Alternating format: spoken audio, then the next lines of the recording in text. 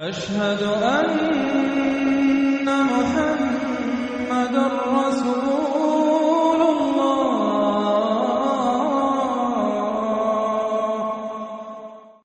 سورۃ النور۔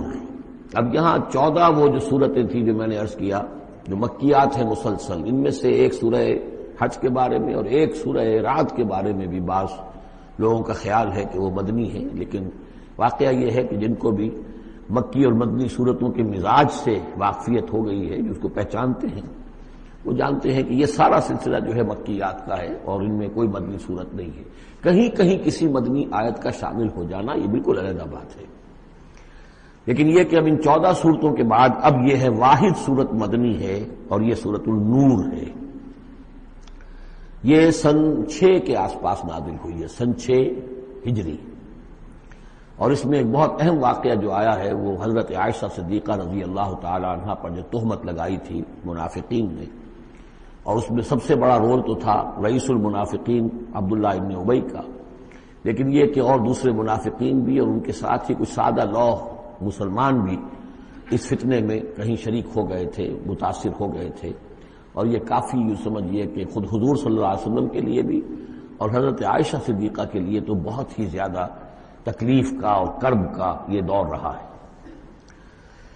بسم اللہ الرحمن الرحیم، سورۃ انزلناها وفرضناها وانزلنا فیها آیات بینات لعلکم تذکرون۔ یہ ایک سورت ہے، یہ انداز کسی اور سورت کا نہیں ہے، اس انداز میں اس کا آغاز، اور سورۃ نکرہ کو اگر تفخیم کے لیے مانا جائے تو یہ ایک عظیم سورت ہے جو ہم نے نازل کی ہے اور ہم نے اس کو لازم کیا ہے تم پر، فرض کیا ہے تم پر۔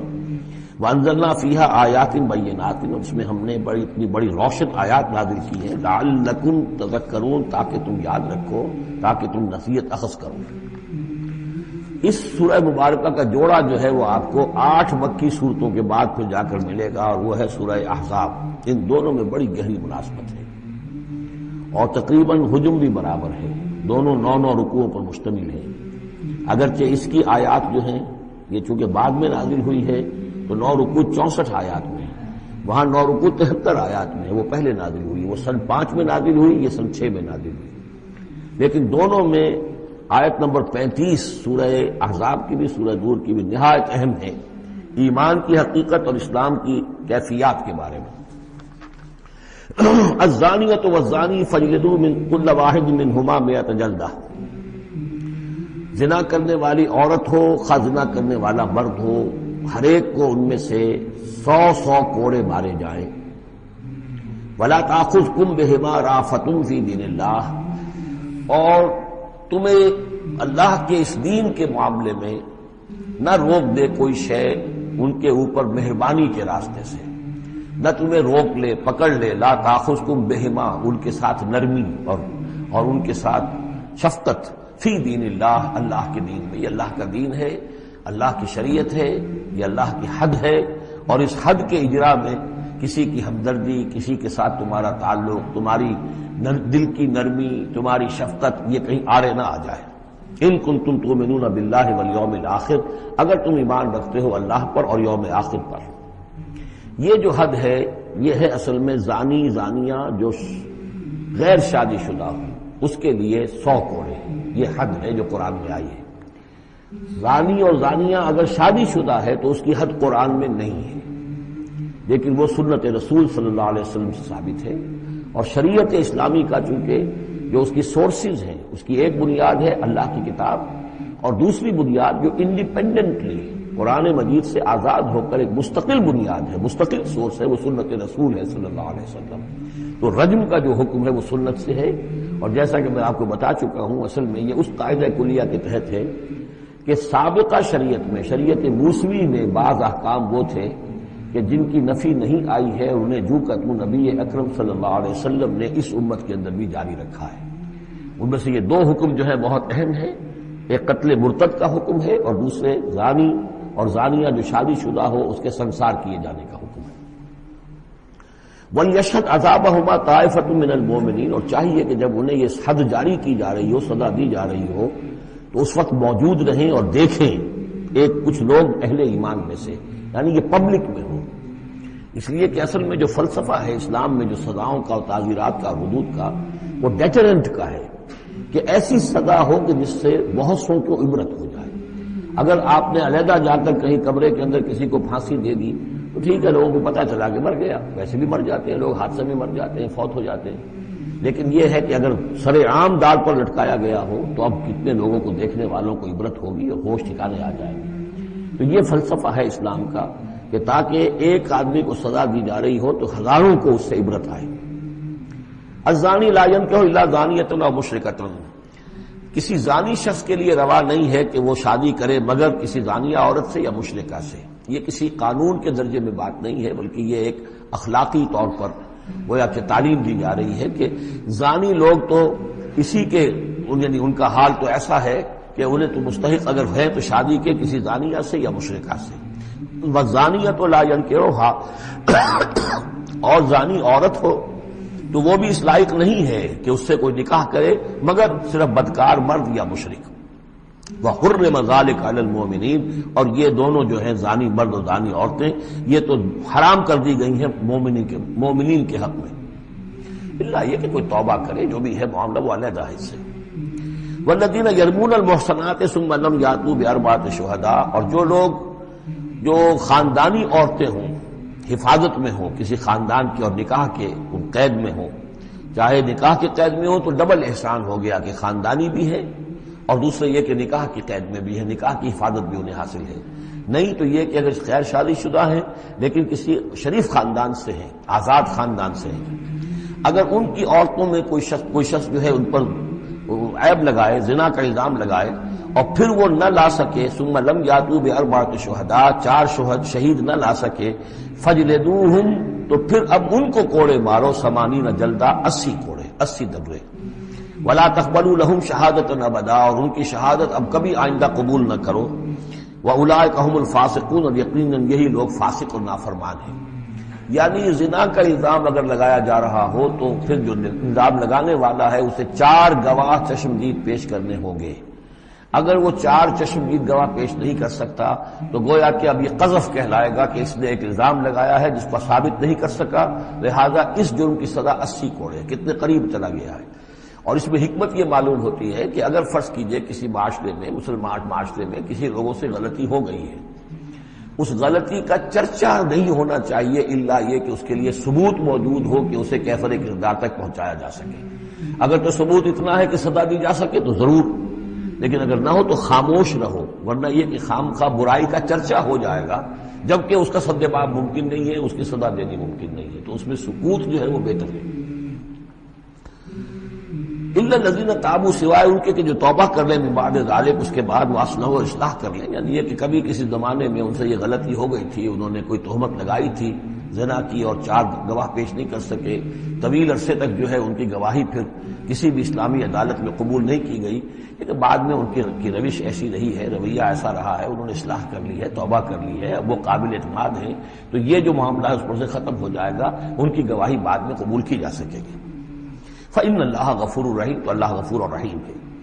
والذین یرمون ازواجہم ولم یکن لہم شہداء الا انفسہم، اب ایک خاص معاملہ آ رہا ہے کہ کسی شوہر نے اپنی بیوی کو دیکھا ہو زنا کرتے ہوئے، وہ الزام لگائے کہ میں نے دیکھا ہے اپنی بیوی کو زنا کرتے ہوئے، درحال ہے کہ اس کے پاس 3 اور گواہ نہیں ہیں، لیکن چونکہ یہ معاملہ ہے شوہر اور بیوی کا، اگر کسی اور عورت کا ہوتا تو اس کے اوپر 80 درے لگتے اس کو، اس نے الزام لگایا ہے، چاہے چشمدید ہے، چاہے اس نے دیکھا ہے، لیکن 3 گناہ اور نہیں لا سکا، 3 گواہ نہیں لا سکا ہے تو درے لگیں گے 80۔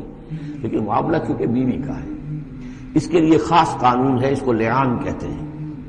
وہ یہ ہے کہ والذین یرمون ازواجہم، جو الزام لگائیں زنا کا اپنی بیویوں پر، ثم ولم یکن لہم شہداء، اور ان کے پاس گواہ موجود نہ ہو، الا انفسہم، سوائے ان کی اپنی جانوں کے، انہوں نے خود دیکھا ہے، فشہادۃ احدہم 4 شہادات باللہ، تو یہ ایک شخص کی گواہی بھی 4 گواہیاں شمار کی جائیں گی جبکہ وہ قسم کھائے اللہ کی، انہ لمن الصادقین، کہ وہ سچا ہے، حلفیہ بیان کرے۔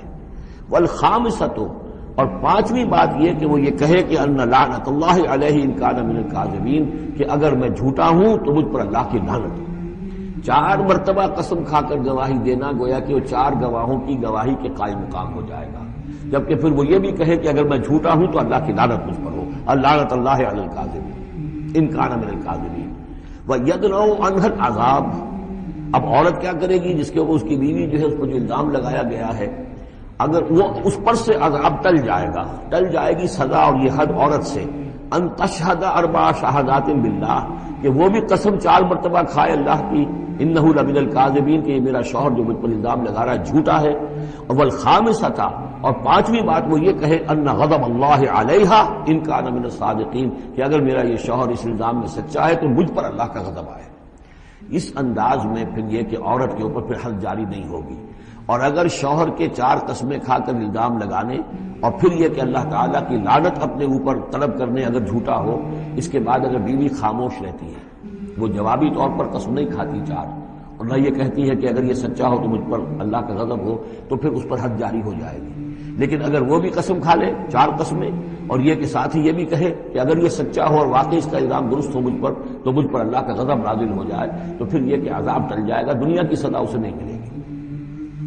وَلَوْلَا فَضْلُ اللَّهِ عَلَيْكُمْ وَرَحْمَتُهُ، اور اگر اللہ کا فضل اور اس کی رحمت تمہارے شامل حال نہ ہوتی، وَأَنَّ اللَّهَ تَوَّابٌ رَحِيمٌ، تو گویا کہ یہاں پہ محذوف ہے کہ اگر اللہ کا فضل اور اس کی رحمت شامل حال نہ ہوتی تو تم بہت غلط راستے پر پڑ جاتے، تم کوئی بہت بڑا قدم اٹھا دیتے۔ وہ جو بھی واقعہ اب آگے آ رہا ہے یہ اس کے لیے تمہید ہے۔ وَأَنَّ اللَّهَ تَوَّابٌ حَكِيمٌ، یقیناً اللہ تعالیٰ بہت توبہ کا قبول فرمانے والا اور حکمت والا ہے۔ إِنَّ الَّذِينَ جَاءُوا بِالْإِفْكِ عُصْبَةٌ مِّنكُمْ، جن لوگوں نے یہ طوفان اٹھایا ہے، جن لوگوں نے تہمت تراشی ہے حضرت عائشہ صدیقہ رضی اللہ تعالی عنہا پر، یہ تمہارا ہی ایک گروہ ہے، تم ہی میں سے ہیں۔ لا تحسبوه شرا لکم، اسے تم اپنے لیے برا نہ سمجھو، بل هو خیر لکم، بلکہ یہ بھی تمہارے لیے خیر ہے۔ اس کے ذریعے سے اللہ تعالیٰ تمہارے سامنے اب اس سبن میں ہدایات دے گا، قوانین بتا دے گا، شریعت کے جو احکام ہیں وہ نازل ہو رہے ہیں، اس کے لیے گویا کہ یہ واقعہ جو ہے ایک تقریب بن گیا، ایک ذریعہ بن گیا۔ واقعہ اچھی طرح نوٹ کر لیجئے کہ غزوہ بنی مستلق میں حضور سن 6 کا ہے یہ واقعہ، ہجری کا تشریف لے گئے تھے۔ جب وہاں سے واپس آ رہے تھے تو جہاں رات کو ایک جگہ پر قیام تھا، اور حضرت عائشہ صدیقہ جو ہے ایک ہودج میں علیحدہ ہوتی تھی، جیسے جس کو کہ اٹھا کر جو لوگ آتے تھے حمال وہ اٹھا کر اسے اونٹ پر رکھ دیتے تھے، اور جہاں پر پڑا ہوا وہ ہودج اونٹ پر سے اتار کر نیچے رکھ دیا۔ تو رات کو کہیں قضائے حاجت کے لیے نکلی، پیشاب وغیرہ کی حاجت ہوئی، وہ کہیں گئی، وہاں کچھ دیر لگ گئی، اور دیکھا واپس آ کر تو کہیں ہار اپنا گر گیا تھا، اس ہار کو دیکھنے کے لیے واپس گئی۔ اتنی دیر میں وہ حمال آئے، اور حضرت عائشہ بہت دبلی پتلی تھی، انہیں اندازہ نہیں ہوا کہ اس ہودج میں اس وقت ام المومنین موجود نہیں ہے۔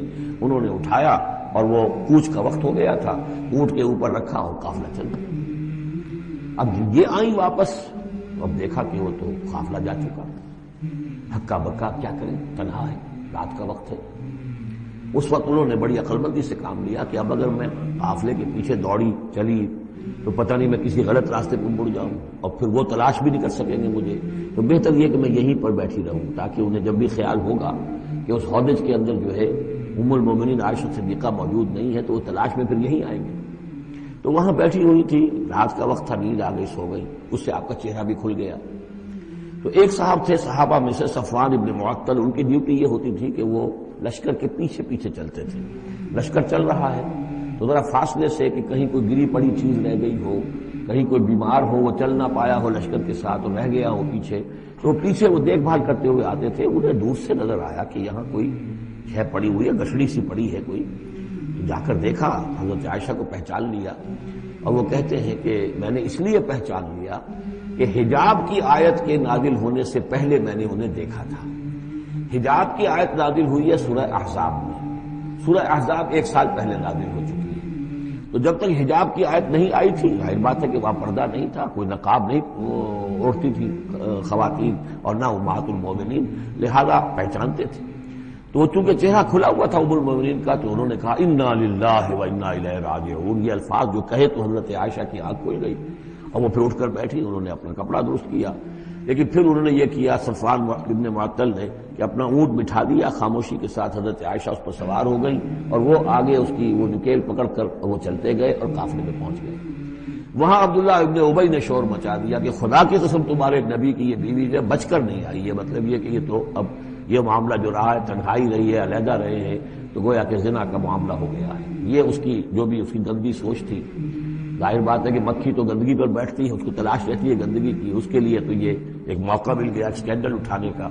یہ اسکینڈل بڑھتے بڑھتے ایک طوفان بن گیا، اور اس میں بعض جو ہے بہت ہی مخلص لوگ بھی، حضرت حسان بن ثابت رضی اللہ تعالیٰ عنہ جو دربار نبوی کے گویا کہ سرکاری شاعر تھے، ان کا بھی معاملہ اس کے اندر ایسا ہو گیا کہ وہ بھی ملوث ہو گئے. تو یہ ہے واقعہ افک کا.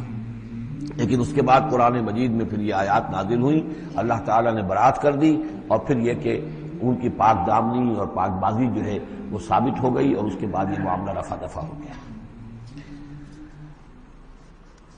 ان الذين جاءوا بالافك عصبة منكم لا تحسبوه شرا لكم بل هو خير لكم لكل امرئ منهم ما اكتسب من الاثم. اس میں جس شخص نے بھی جو گناہ کمایا ہے وہ اس کو مل جائے گا، اس کے حصے میں درج ہو جائے گا. والذی تولى کبرہ، اور جس نے اس کا سب سے بڑا حصہ وصول کیا، یہ ہے عبداللہ ابن ابی جس نے اسکینڈل اٹھایا اور اسے بڑی قوت کے ساتھ شدت کے ساتھ پھیلایا. والذی تولى کبرہ منهم له عذاب عظیم، اس کے لیے تو پھر بہت بڑا عذاب ہے. لولا اس سمعتموہ، مسلمانوں تمہیں کیا ہو گیا، کیوں نہ ایسا ہوا کہ جب تم نے یہ سنا تھا ظن المؤمنون والمؤمنات بانفسہم خیرا، تو مومن مرد اور مومن عورتیں اپنے بارے میں اچھا گمان کرتی. یعنی یہ کہ حضرت عائشہ کے بارے میں ان کے بارے یہ گمان ہونا چاہیے تھا، انہیں فوراً کہہ دینا چاہیے تھا. وقالوا ھذا افک مبین، اور وہ کہتے فوراً کہ یہ تو کوئی بہت بڑی تہمت ہے.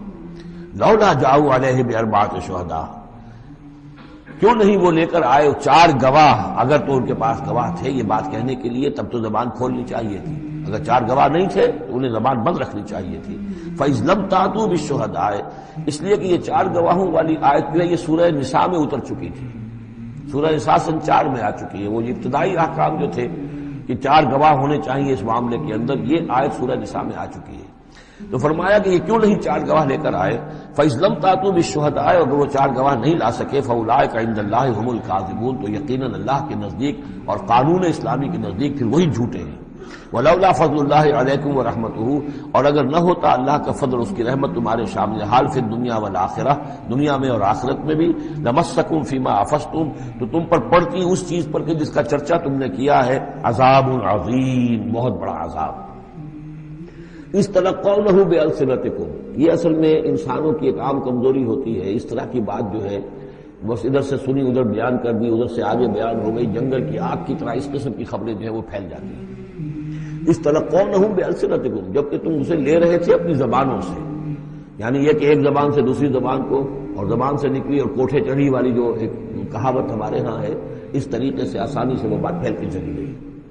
وَتَقُولُونَ بِأَفْوَاهِكُمْ، اور تم کہہ رہے تھے اپنے منہوں سے مَا لَيْسَ لَكُمْ بِهِ عِلْم، جس کے لیے تمہارے پاس کوئی علم نہیں تھا، کوئی دلیل نہیں تھی، کوئی بنیاد نہیں تھی، کوئی گواہی نہیں تھی، کوئی معلومات کی کوئی سورسز نہیں تھی. وَتَحْسَبُونَهُ هَيِّنًا، اور تم اسے سمجھ رہے تھے کہ بہت ہلکی بات ہے، معمولی سی بات ہے. وَهُوَ عِندَ اللَّهِ عَظِيمٌ، جبکہ یہ اللہ کے نزدیک بہت بڑی بات ہے.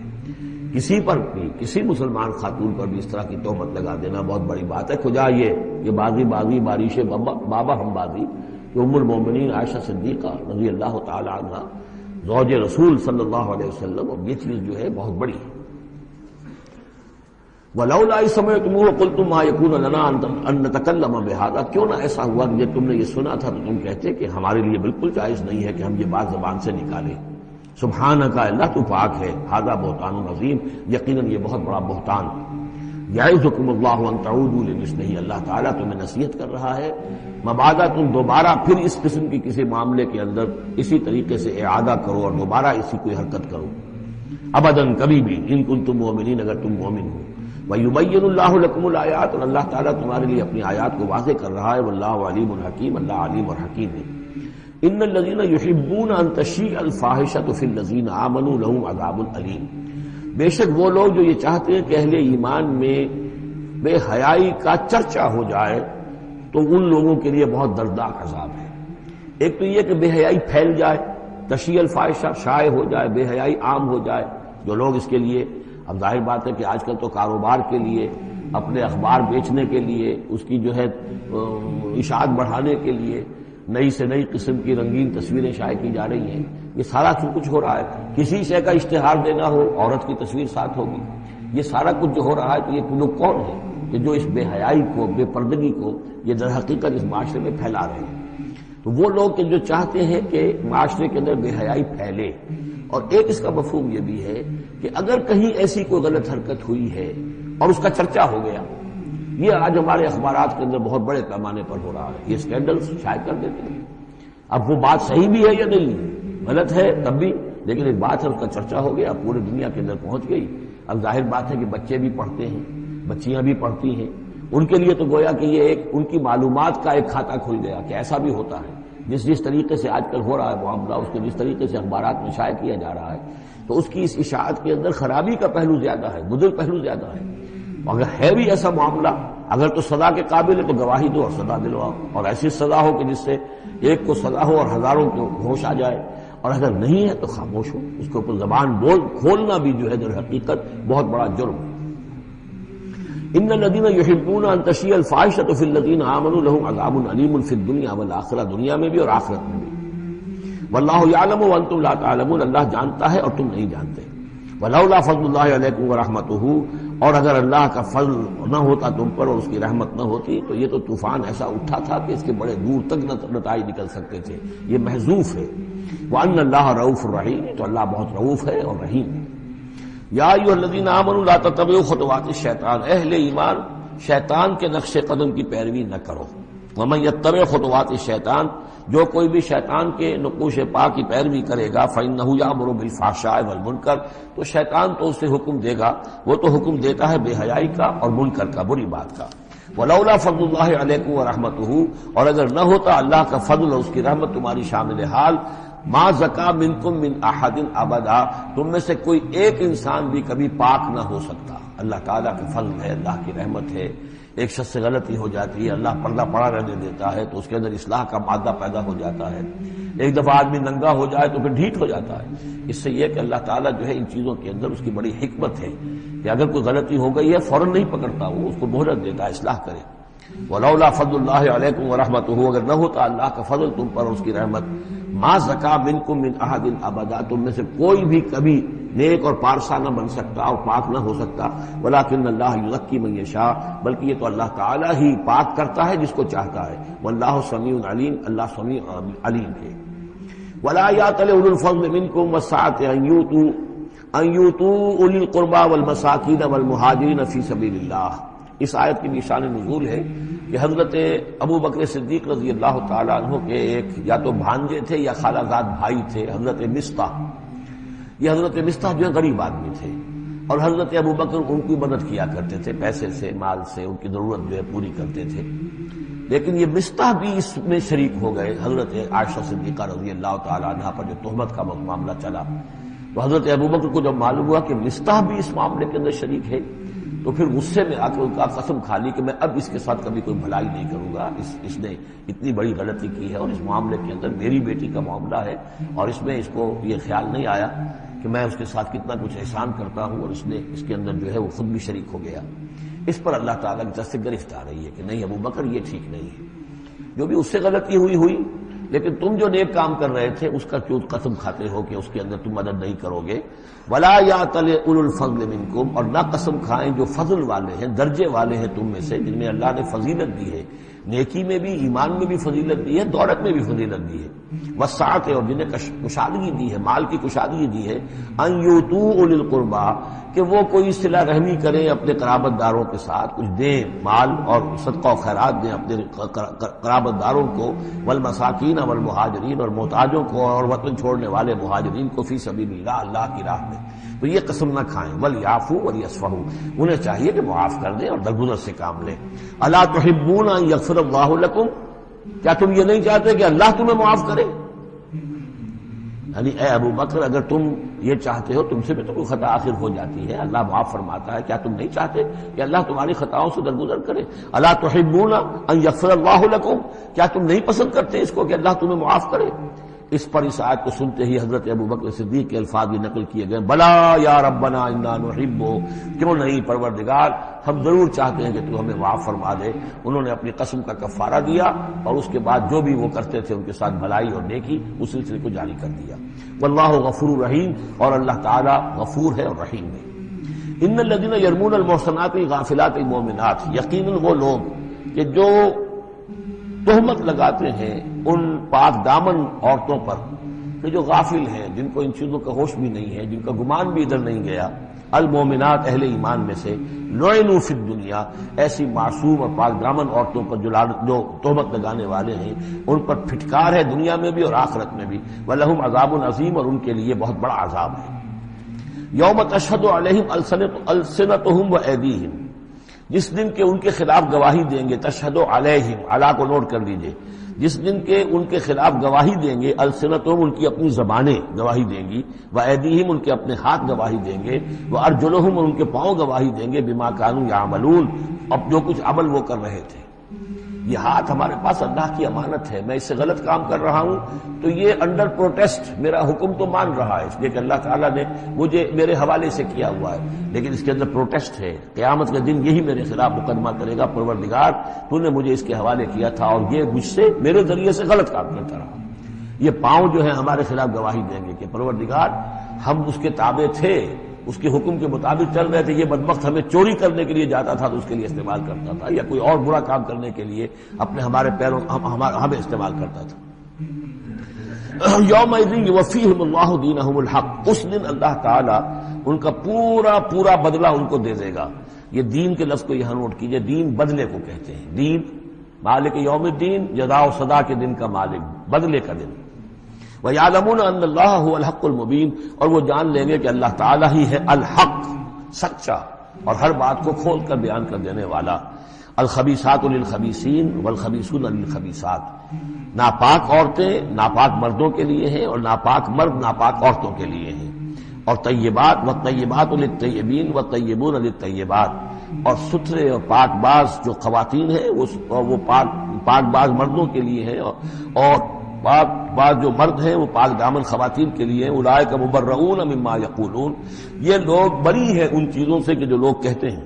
لہم مغفرۃ ورزق کریم، ان کے لیے مغفرت ہے اور رزق کریم ہے۔ یہ دونوں آیات جو ہیں در حقیقت اخلاقی تعلیم کی نوعیت کی ہے کہ اتنی اخلاق کی حس معاشرے کے اندر رہے کہ جس کے ساتھ کوئی بدنامی کا معاملہ ہو جائے پھر وہ خود محسوس کرے کہ میں آئسولیٹ ہو کر رہ گیا ہوں یا رہ گئی ہوں اس معاشرے کے اندر، یہ معاشرے کے اندر یہ عام روش پیدا ہو جائے۔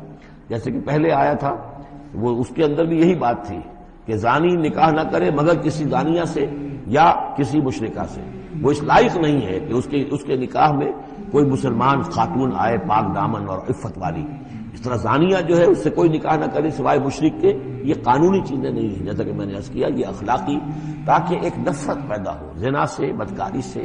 اسی طریقے سے معاشرے کے اندر ایک عام فضا، ایک حس ایسی پیدا ہو جائے کہ جس میں جو لوگ بھی ایسی گراوٹوں میں مبتلا ہوں وہ خود اپنی آنکھوں میں ذلیل ہو کر رہ جائیں۔ یا ایھا الذین آمنوا لا تدخلوا بیوتا غیر بیوتکم حتی تستأنسوا، اب اس حوالے سے بہت سے جو احکام آ رہے ہیں، یہ سورہ نور اور سورہ احزاب ان دونوں میں معاشرتی احکامات ہیں۔ معاشرتی احکامات میں خاص طور پر وہ جو ایک آیت آئی ہے سورہ بنی اسرائیل میں، وَلَا تَقْرَبُوا الزِّنَا إِنَّهُ كَانَ فَاحِشَةً وَسَاءَ سَبِيلًا، اس زنا کا سد باب کرنے کے لیے اسلام کے معاشرتی نظام میں بہت دور دور تک اقدامات کیے گئے ہیں۔ قریب مت جاؤ زنا کے، یعنی زنا کو ایریڈیکیٹ کرنا معاشرے میں یہ ایک بہت بڑا آبجیکٹو ہے، اور اس کے لیے دور دور تک اقدامات، مثلا پردہ ہے، ستر ہے، لباس کے احکام دیے گئے ہیں۔ معاشرہ جو ہے ہمارا جو ہے وہ مکسڈ سوسائٹی نہ ہو، مخلوط معاشرہ نہ ہو، مردوں کی ذمہ داریاں علیحدہ ہیں، عورتوں کی علیحدہ ہیں، معاشرہ جو ہے سیگریگیٹڈ ہو، مردوں اور عورتوں کے درمیان اختلاط نہ ہو۔ یہ ساری چیزیں کس کے لیے ہیں؟ یہ اسی لیے ہے کہ یہ در حقیقت اس قدر شدید کشش ہے مرد اور عورت کے اندر، یہ اللہ نے جو دو جنسیں بنائی ہیں، اور اس میں یقیناً جو سیکس کا معاملہ اتنا پورٹنٹ موٹیو ہے کہ اس کو اگر پوری طریقے سے جیسے گھوڑا بہت منہ زور ہو تو اسے بہت باندھ کر رکھنا پڑے گا اور بڑا اس کو کنٹرول کرنے کے لیے محنت کی ضرورت ہے، اسی طریقے سے اس سیکس کو ڈسپلن کرنا اور صحیح انداز میں اس کو جو ہے ہارنس کرنا، اور اس کے لیے یہ ہے کہ غلط راستوں سے اس کو بچانا، اس کے لیے بڑے دور دور تک احکام دیے گئے، اور یہ پورا معاشرتی نظام اسلام کا اسی بنیاد پہ قائم ہے۔ اب اسی میں سے مثلاً یہ گھر کی پرائیویسی بھی ہے، ایک گھر ہے، گھر میں ایک شوہر ہے، اس کی بیوی ہے، اب آپ فوراً چلے گئے سیدھے گھر کے اندر، نہیں، اے اہل ایمان مت داخل ہوا کرو گھروں میں اپنے گھروں کے سوا حتی تستانسوا، یہاں تک کہ بول چال کر لو، اجازت لے لو، وتسلموا علی اہلہا، اور اذن لینے کی اس وقت جو ہوتی تھی شکل وہ یہی کہ جا کر دروازے پر کہو السلام علیکم، معلوم ہوا کہ کوئی صاحب ہیں کہ جو آئے ہیں ملنا چاہتے ہیں اور اندر آنا چاہتے ہیں۔ اب اس کے بعد یہ کہ وہ اپنی آئیڈینٹی دیں اور پھر ان کو آنے کی اجازت دی جائے، یہ نہیں کہ بے دھڑک چلے جا رہے ہیں۔ ذالکم خیر لکم لعلکم تذکرون، یہی تمہارے لیے بہتر ہے تاکہ تم نصیحت حاصل کرو۔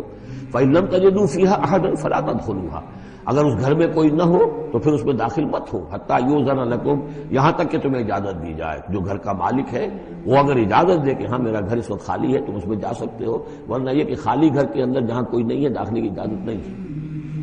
وَإِن قِيلَ لَكُمْ، اور اگر کہا جائے تم سے ارجعوا، چلے جاؤ، لوٹ جاؤ، اس وقت میں ملنے کے لیے تیار نہیں ہوں یا میں اپنی کسی مشغولیت میں ہوں، فارجعوا، تو لوٹ جاؤ۔ اب دیکھیے یہ آداب ہے۔ ہمارے ہاں یہ ہے کہ آپ پہنچ گئے، نہ ٹائم لیا ہوا ہے نہ پہلے سے طے ہے، آپ سمجھتے ہیں کہ مجھے ریسیو کرنا اس کا فرض ہے، کیوں نہیں ملا؟ اس نے انکار کر دیا تو اس کا مطلب یہ کہ بڑا متکبر ہے اور بہت یہ جو ہے شخص جو ہے، یہ نہیں۔ اگر تو آپ وقت طے کر کے گئے ہیں تو اس کا فرض ہے کہ وہ آپ کو ریسیو کرے اور آپ کو وقت دے، لیکن اگر آپ اچانک چلے گئے ہیں تو آپ کو اس کی پرائیویسی پر آپ جو ہے حملہ آور نہیں ہو سکتے۔ وہ اپنے کس کام میں ہے، کس مشغولیت میں ہے، اس کی کیا اہمیت ہے، آپ تو اس کو نہیں جانتے۔ اگر وہ گھر والا کہہ دیتا ارجعوا، وَإِن قِيلَ لَكُمْ ارْجِعُوا فَارْجِعُوا، تو لوٹ جاؤ، هُوَ أَزْكَىٰ لَكُمْ، یہی تمہارے لیے زیادہ پاک ہے، پاک بازی کا معاملہ۔ وَاللَّهُ بِمَا تَعْمَلُونَ عَلِيمٌ، اور جو کچھ تم کر رہے ہو اللہ اس سے واقف ہے۔ لَيْسَ عَلَيْكُمْ جُنَاحٌ أَن تَدْخُلُوا بُيُوتًا غَيْرَ مَسْكُونَةٍ، اس میں کوئی حرج نہیں ہے کہ تم داخل ہو جایا کرو ایسے گھروں میں کہ جن میں سکونت نہیں ہے، جس میں کوئی لوگ رہتے نہیں ہیں، ریزیڈینشل نہیں ہے۔ اب گوڈاؤنز ہیں، اب ایسا تو نہیں کہ گوڈاؤنز میں آپ نہیں جا سکتے، سامان پڑا ہوا گودام ہے آپ جا سکتے۔ فیہا متاع لکم، اس میں تمہارا سامان ہے، تو یہ وہی گودام والی بات ہو گئی۔ واللہ یعلم ما تبدون وما تکتمون، اور اللہ جانتا ہے جو تم ظاہر کرتے ہو جو کچھ تم چھپاتے ہو۔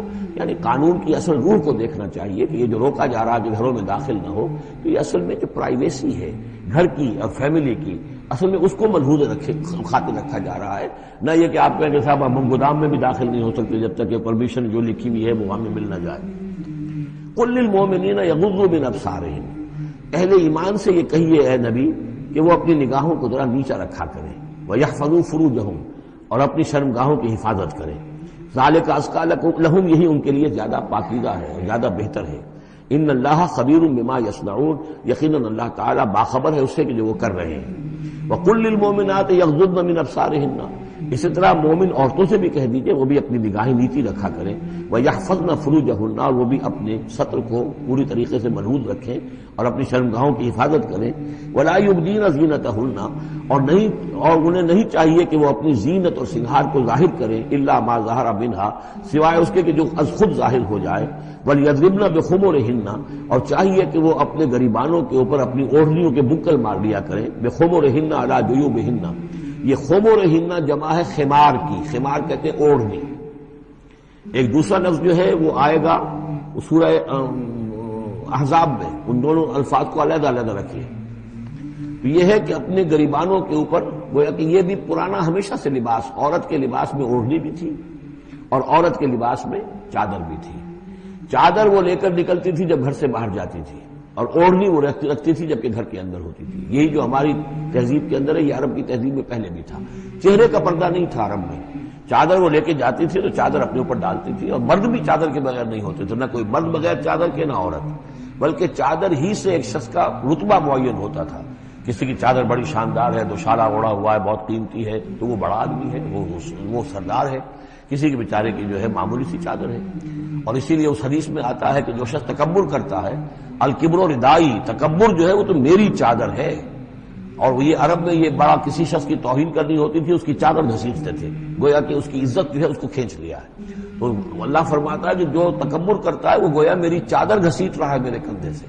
اس درجے جو ہے اللہ تعالیٰ جو ہے اس میں اپنی توہین محسوس کرتا ہے۔ تو وہ اپنی ان اوڑھنیوں کے بکل مار لیا کریں اپنے گریبانوں پر، یعنی یہ کہ یہ انسان کے لیے، عورت کے لیے، یہ اس کی زینت کا ایک بہت بڑا حصہ ہے۔ اس کی جو بھی چھاتی ہے اس کے لیے ایک اضافی کرتا اس نے پہنا ہوا ہے، لیکن کرتے کے اوپر مزید جو ہے یہ ایک بکل اس کی اوڑھنی کا ہو۔ ولا یبدین زینتہن، اس کے سینے کے اوپر یہ اضافی ہو جائے گا، ولا یبدین زینتہن، اور نہ وہ ظاہر کرے اپنی زینت کو، اب یہ ہے جو محرموں کی فہرست آ رہی ہے جس کے سامنے عورت کھلے چہرے کے ساتھ آ سکتی ہے بلا حجاب، اور یہ اتنی طویل فہرست جو دی گئی ہے، آخر سوچنا چاہیے کہ اللہ تعالیٰ نے یوں ہی ایکسرسائز ان فیوٹیلٹی تو نہیں کی ہے۔ کیا فرق ہے اگر ایک عورت کے چہرے کا پردہ نہیں ہے، وہ باہر نکلتی ہے چادر لے کر، اور یہ کہ اس میں کسی اور کے ساتھ اس کا پردہ چہرے کا نہیں ہے، تو پھر یہ پوری فہرست دینے کی ضرورت کیا ہے؟ میرے نزدیک چہرے کا پردہ اسلام کے اندر لازم ہے، اور اس چہرے کے پردے سے مستثنا ہیں یہ لوگ۔ کون لوگ مستثنا ہیں؟ الا لبعولتہن، ان کے شوہر نمبر 1، آو آبائہن، یا ان کے باپ، اور باپ سے مراد باپ، دادا، چچا، یہ سب چلیں گے، او آبائے بعولتہن، یا ان کے شوہروں کے باپ، او ابنائہن، یا ان کے اپنے بیٹے، او ابنائے بعولتہن، یا ان کے شوہروں کے بیٹے، یعنی ان کے شوہروں کی کسی اور بیوی سے اولاد ہے، بیٹے ہیں، تو وہ بھی محرم ہے، وہ نامحرم نہیں ہے۔ اور اخوانہن، یا ان کے اپنے بھائی، اور بنی اخوانہن، یا ان کے بھائیوں کے بیٹے، اور بنی اخواتہن، یعنی یہ بھتیجے ہو گئے، اور بنی اخواتہن، یا ان کے بھانجے، اور نسائہن، یا ان کی عورتیں، اپنی عورتیں، جان پہچان کی عورتیں، عام عورتیں نہیں، نسائہن، او ما ملکت ایمانہن، یا یہ کہ جو ان کے غلام اور ان کی لونڈیاں ہیں۔ اکثر و بیشتر اہل سنت کے نزدیک یہاں مرد غلام مراد نہیں ہے بلکہ لونڈیاں مراد ہیں۔ اب التابعین غیر اولی الاربۃ، یا ایسے تابع لوگ جو کہ صرف خدمت گار ہیں، بعض اوقات ہوتا ہے خاندانی طور پر جو ہے وہ خدمت گار کرنے والے ہیں، باپ بھی کہیں ملازم تھا اسی گھر میں، اب اس کی اولاد بھی وہیں پر ہے، وہ بھی کام کر رہی ہے، بچپن سے وہیں پلے ہیں۔ ایسے لوگ ہوتے ہیں کہ جن کو واقعتاً پھر اس گھر کی خواتین سے اس طرح کا خیال کبھی نہیں آ سکتا کہ ان کے بارے میں وہ کوئی بری بات سوچے۔ ابھی تابعین غیر اولی الاربۃ، یا وہ تابع کہ جو کہ کوئی غرض نہیں رکھتے اس قسم کے معاملات سے، من الرجال، مردوں میں سے۔ اب الطفل الذین لم یظہروا علی عورات النساء، یا وہ لڑکے کہ جو ابھی عورتوں کے جو مخفی معاملات ہیں ان سے واقف ہی نہیں، ابھی وہ جنسی جو بھی باتیں ہیں ان سے واقف نہیں ہیں۔ ولا یضربن، یہ اب یہ فہرست مکمل ہو گئی، یہ ہے محرم لوگ جن کے سامنے عورت بغیر چہرے کے پردے کے آ سکتی ہے۔ باقی یہ کہ زینت جو خود بخود ظاہر ہو جائے، اب ظاہر ہے کہ آپ نے چادر بھی لی ہوئی ہے، کسی خاتون نے برقع بھی اوڑھا ہوا ہے، لیکن اب کسی کا قد ہے، ماشاءاللہ وہ قد ایسا ہے، سرو قد ہے کوئی خاتون، تو وہ کہاں چھپائے گی اس قد کو؟ وہ تو ظاہر ہو جائے گا۔ جسم متناسب ہے، اب وہ جسم تو ظاہر ہو جائے گا۔ اس اعتبار سے ما ظہر منہا کو لوگوں نے لے لیا چہرے کے لیے، یہ بالکل غلط ہے۔ چہرے کا تو پردہ میرے نزدیک لازم ہے، اور یہ کہ باقی یہ کہ ان کے سامنے چہرے کے سمیت عورت آ سکتی ہے۔ باقی عورت جو ہے اپنے بیٹے کے سامنے بھی سوائے 3 اعضاء کے اور نہیں کھول سکتی، اپنے بھائی کے سامنے بھی نہیں کھول سکتی۔ چہرہ، یہ ہاتھ پونچوں سے نیچے، اور پیر ٹخنوں سے نیچے، یہ جو 3 اعضاء ہیں یہ وہ ہیں کہ جو جس کو عورت نے یہ کھلے رکھ سکتی ہے، اپنے وہ بیٹے کے سامنے بھی، بھائی کے سامنے بھی، اور جو بھی رشتے گرائے گئے ہیں۔ لیکن یہ کہ اس سے آگے پھر جو ہے معاملہ وہ پھر شوہر کا ہے، اس سے آگے یعنی لباس کا معاملہ جو ہے جس سے کہ عورت جو ہے وہ آزاد ہوگی، وہ صرف شوہر کے لیے۔ وَلَا يَضْرِبْنَ بِأَرْجُلِهِنَّ لِيُعْلَمَ مَا يُخْفِينَ مِنْ زِينَتِهِنَّ، اور نہ یہ ایسا ہو کہ وہ اپنے پاؤں مار کر چلے، کوئی زیور جو ہے پاؤں میں پہنا ہوا اس کی جھنکار ہو تاکہ لوگوں جو ہے ادھر متوجہ ہو جائیں۔ لِيُعْلَمَ مَا يُخْفِينَ مِنْ زِينَتِهِنَّ، تاکہ لوگوں کے علم میں آ جائے کہ کیا انہوں نے چیز چھپائی ہوئی ہے اپنی زینت میں سے، کیا زیورات پہنے ہوئے ہیں۔ وَتُوبُوا إِلَى اللَّهِ جَمِيعًا أَيُّهَا الْمُؤْمِنُونَ، اور اے اہل ایمان سب کے سب مل کر اللہ کی جناب میں توبہ کرو، لَعَلَّكُمْ تُفْلِحُونَ، تاکہ تم فلاح پاؤ۔ وَأَنكِحُوا الْأَيَامَ مِنكُمْ، اور دیکھو اپنی بیواؤں کی شادیاں کر دیا کرو۔ وَالصَّالِحِينَ مِنْ عِبَادِكُمْ، یہ بھی اب ایک بہت اہم ہے بات۔ ہندوانہ ہمارا معاشرہ جو ہے وہ بیوہ کی شادی جو ہے وہ تو جائز بھی نہیں سمجھتا، یا بہت ہی یوں سمجھیے کہ اس کے نزدیک بہت ہی ناپسندیدہ بات ہے، اور ہمارے ہاں بھی یہ ہو گیا ہے۔ حالانکہ یہاں حکم ہے انکحوا الایام منکم، بیواؤں کی شادیاں کر دیا کرو۔ والصالحین من عبادکم و امائکم، اور تمہاری جو بانیاں ہوں، غلام ہوں، ان میں سے بھی جو سمجھدار ہوں، جن کے کردار کے بارے میں تمہیں اعتماد ہو، ان کی بھی شادیاں کر دیا کرو۔ ایک کی کنیز ہے، ایک کا غلام ہے، ان کی شادی ہو جائے۔ اب ظاہر بات ہے وہ کنیز جو ہے اپنے آقا کے، اب اس کے ساتھ وہ تمتع نہیں کر سکے گا، اس لیے کہ اس نے اجازت دے دی ہے کہ اس کی کنیز کی شادی ہو گئی ہے کسی غلام کے ساتھ۔ وَالصَّالِحِينَ مِنْ عِبَادِكُمْ وَإِمَائِكُمْ إِنْ يَكُونُوا فُقَرَاءَ، اگر وہ فقیر ہوں گے، مہر وغیرہ دینے کی ان کے اندر ہمت نہیں ہے، صلاحیت نہیں ہے، یغنیہم اللہ من فضلہ، تو ہو اللہ تعالیٰ ہو سکتا ہے کہ ان کو اپنے فضل سے غنی کر دے۔ واللہ واسع علیم، اللہ واسع بہت سمائی رکھنے والا، کشائش والا، کشادگی والا اور جاننے والا ہے۔ یعنی یہ بھی ہے کہ کسی وقت انسان سوچے کہ اگر میں شادی کروں گا تو وہ بھی اپنی قسمت ساتھ لے کر آئے گی، کیا پتا کہ میرے اس وقت حالات جو ہیں اگر کچھ خراب بھی ہیں تو اللہ تعالیٰ اس کی قسمت سے، اس کے حوالے سے اللہ تعالیٰ میرے لیے رزق کا دروازہ کھول دے۔ وَلْيَسْتَعْفِفِ الَّذِينَ لَا يَجِدُونَ نِكَاحًا، اور جو لوگ نکاح کی قدرت بالکل نہ رکھتے ہوں، شادی کر ہی نہ سکتے ہوں، کچھ بھی نہ ہو ان کے پاس، نہ کوئی گھر ہو جس میں کہ اپنی بیوی کو رکھ سکیں، نہ کوئی نان نفقے کا سامان ہو، نہ کوئی مہر دے سکیں، وَلْيَسْتَعْفِفْ، تو انہیں چاہیے کہ وہ اپنی عفت کی حفاظت کریں، پوری طریقے سے اپنے اس جو جنسی جذبے کو کنٹرول کریں۔ الَّذِينَ لَا يَجِدُونَ نِكَاحًا حَتَّى يُغْنِيَهُمُ اللَّهُ مِنْ فَضْلِهِ، یہاں تک کہ اللہ تعالیٰ انہیں اپنے فضل سے غنی کر دے۔ وَالَّذِينَ يَبْتَغُونَ الْكِتَابَ مِمَّا مَلَكَتْ أَيْمَانُكُمْ فَكَاتِبُوهُمْ، اور تمہارے غلاموں میں سے جو تمہارے ساتھ چاہیں مکاتبت کرنا۔ یہ مکاتبت کا قاعدہ یہ تھا کہ غلام یہ طے کرتا تھا کہ جناب میں آپ کو اتنے لاکھ درہم دے دوں گا، اتنی مدت کے اندر اندر آپ مجھے آزاد کر دیجئے، تو یہ معاہدہ ہو گیا، اب وہ آزاد ہو گیا، لیکن آزادی اسی میں ہے کہ اسے وہ رقم اتنی عرصے کے اندر ادا کرنی ہے، وہ کمائے گا، محنت کرے گا، کوشش کرے گا اور وہ رقم ادا کر دے گا، یہ مکاتبت تھی۔ تو جو بھی تمہارے غلاموں میں سے مکاتبت چاہیں، مما ملکت ایمانکم فکاتبوہم، تو یہ مکاتبت کر لیا کرو۔ قرآن مجید نے وہ تمام راستے کھولے ہیں کہ جن سے غلاموں کی آزادی کا جو ہے آسانی کے ساتھ تدریجاً سہج انداز کے اندر ان کی غلامی کا جو ہے سلسلہ ختم ہو کر آزادی کی طرف راستہ کھل جائے۔ فَقَاتِبُوهُمْ إِنْ عَلِمْتُمْ فِيهِمْ خَيْرًا، اگر تم دیکھ رہے ان کے اندر کہ خیر ہے، بھلائی ہے، واقعتاً یہ شخص اعتماد کیا جا سکتا ہے، یہ بھاگ نہیں جائے گا اور یہ جو بھی کرنا چاہ رہا ہے معاہدہ اس کو پورا کرنے کی اس کی نیت ہے۔ وَآتُوهُمْ مِنْ مَالِ اللَّهِ الَّذِي آتَاكُمْ، پھر ایسے لوگوں کو جنہوں نے مکاتبت کی ہو تم بھی مال دیا کرو، جو اللہ کا مال تمہارے پاس اللہ نے تمہیں دیا ہے، یعنی لوگ مدد بھی کریں اس کی تاکہ وہ اپنی اس رقم کو جلد از جلد ادا کر کے اور وہ پھر آزاد ہو جائے۔ وَلَا تُكْرِهُوا فَتَيَاتِكُمْ عَلَى الْبِغَاءِ، اور دیکھو اپنی باندیوں کو، چھوکریوں کو، یہ جو وہاں پہ باندیاں کنیزیں ہوتی تھی انہیں بدکاری پر مجبور نہ کرو۔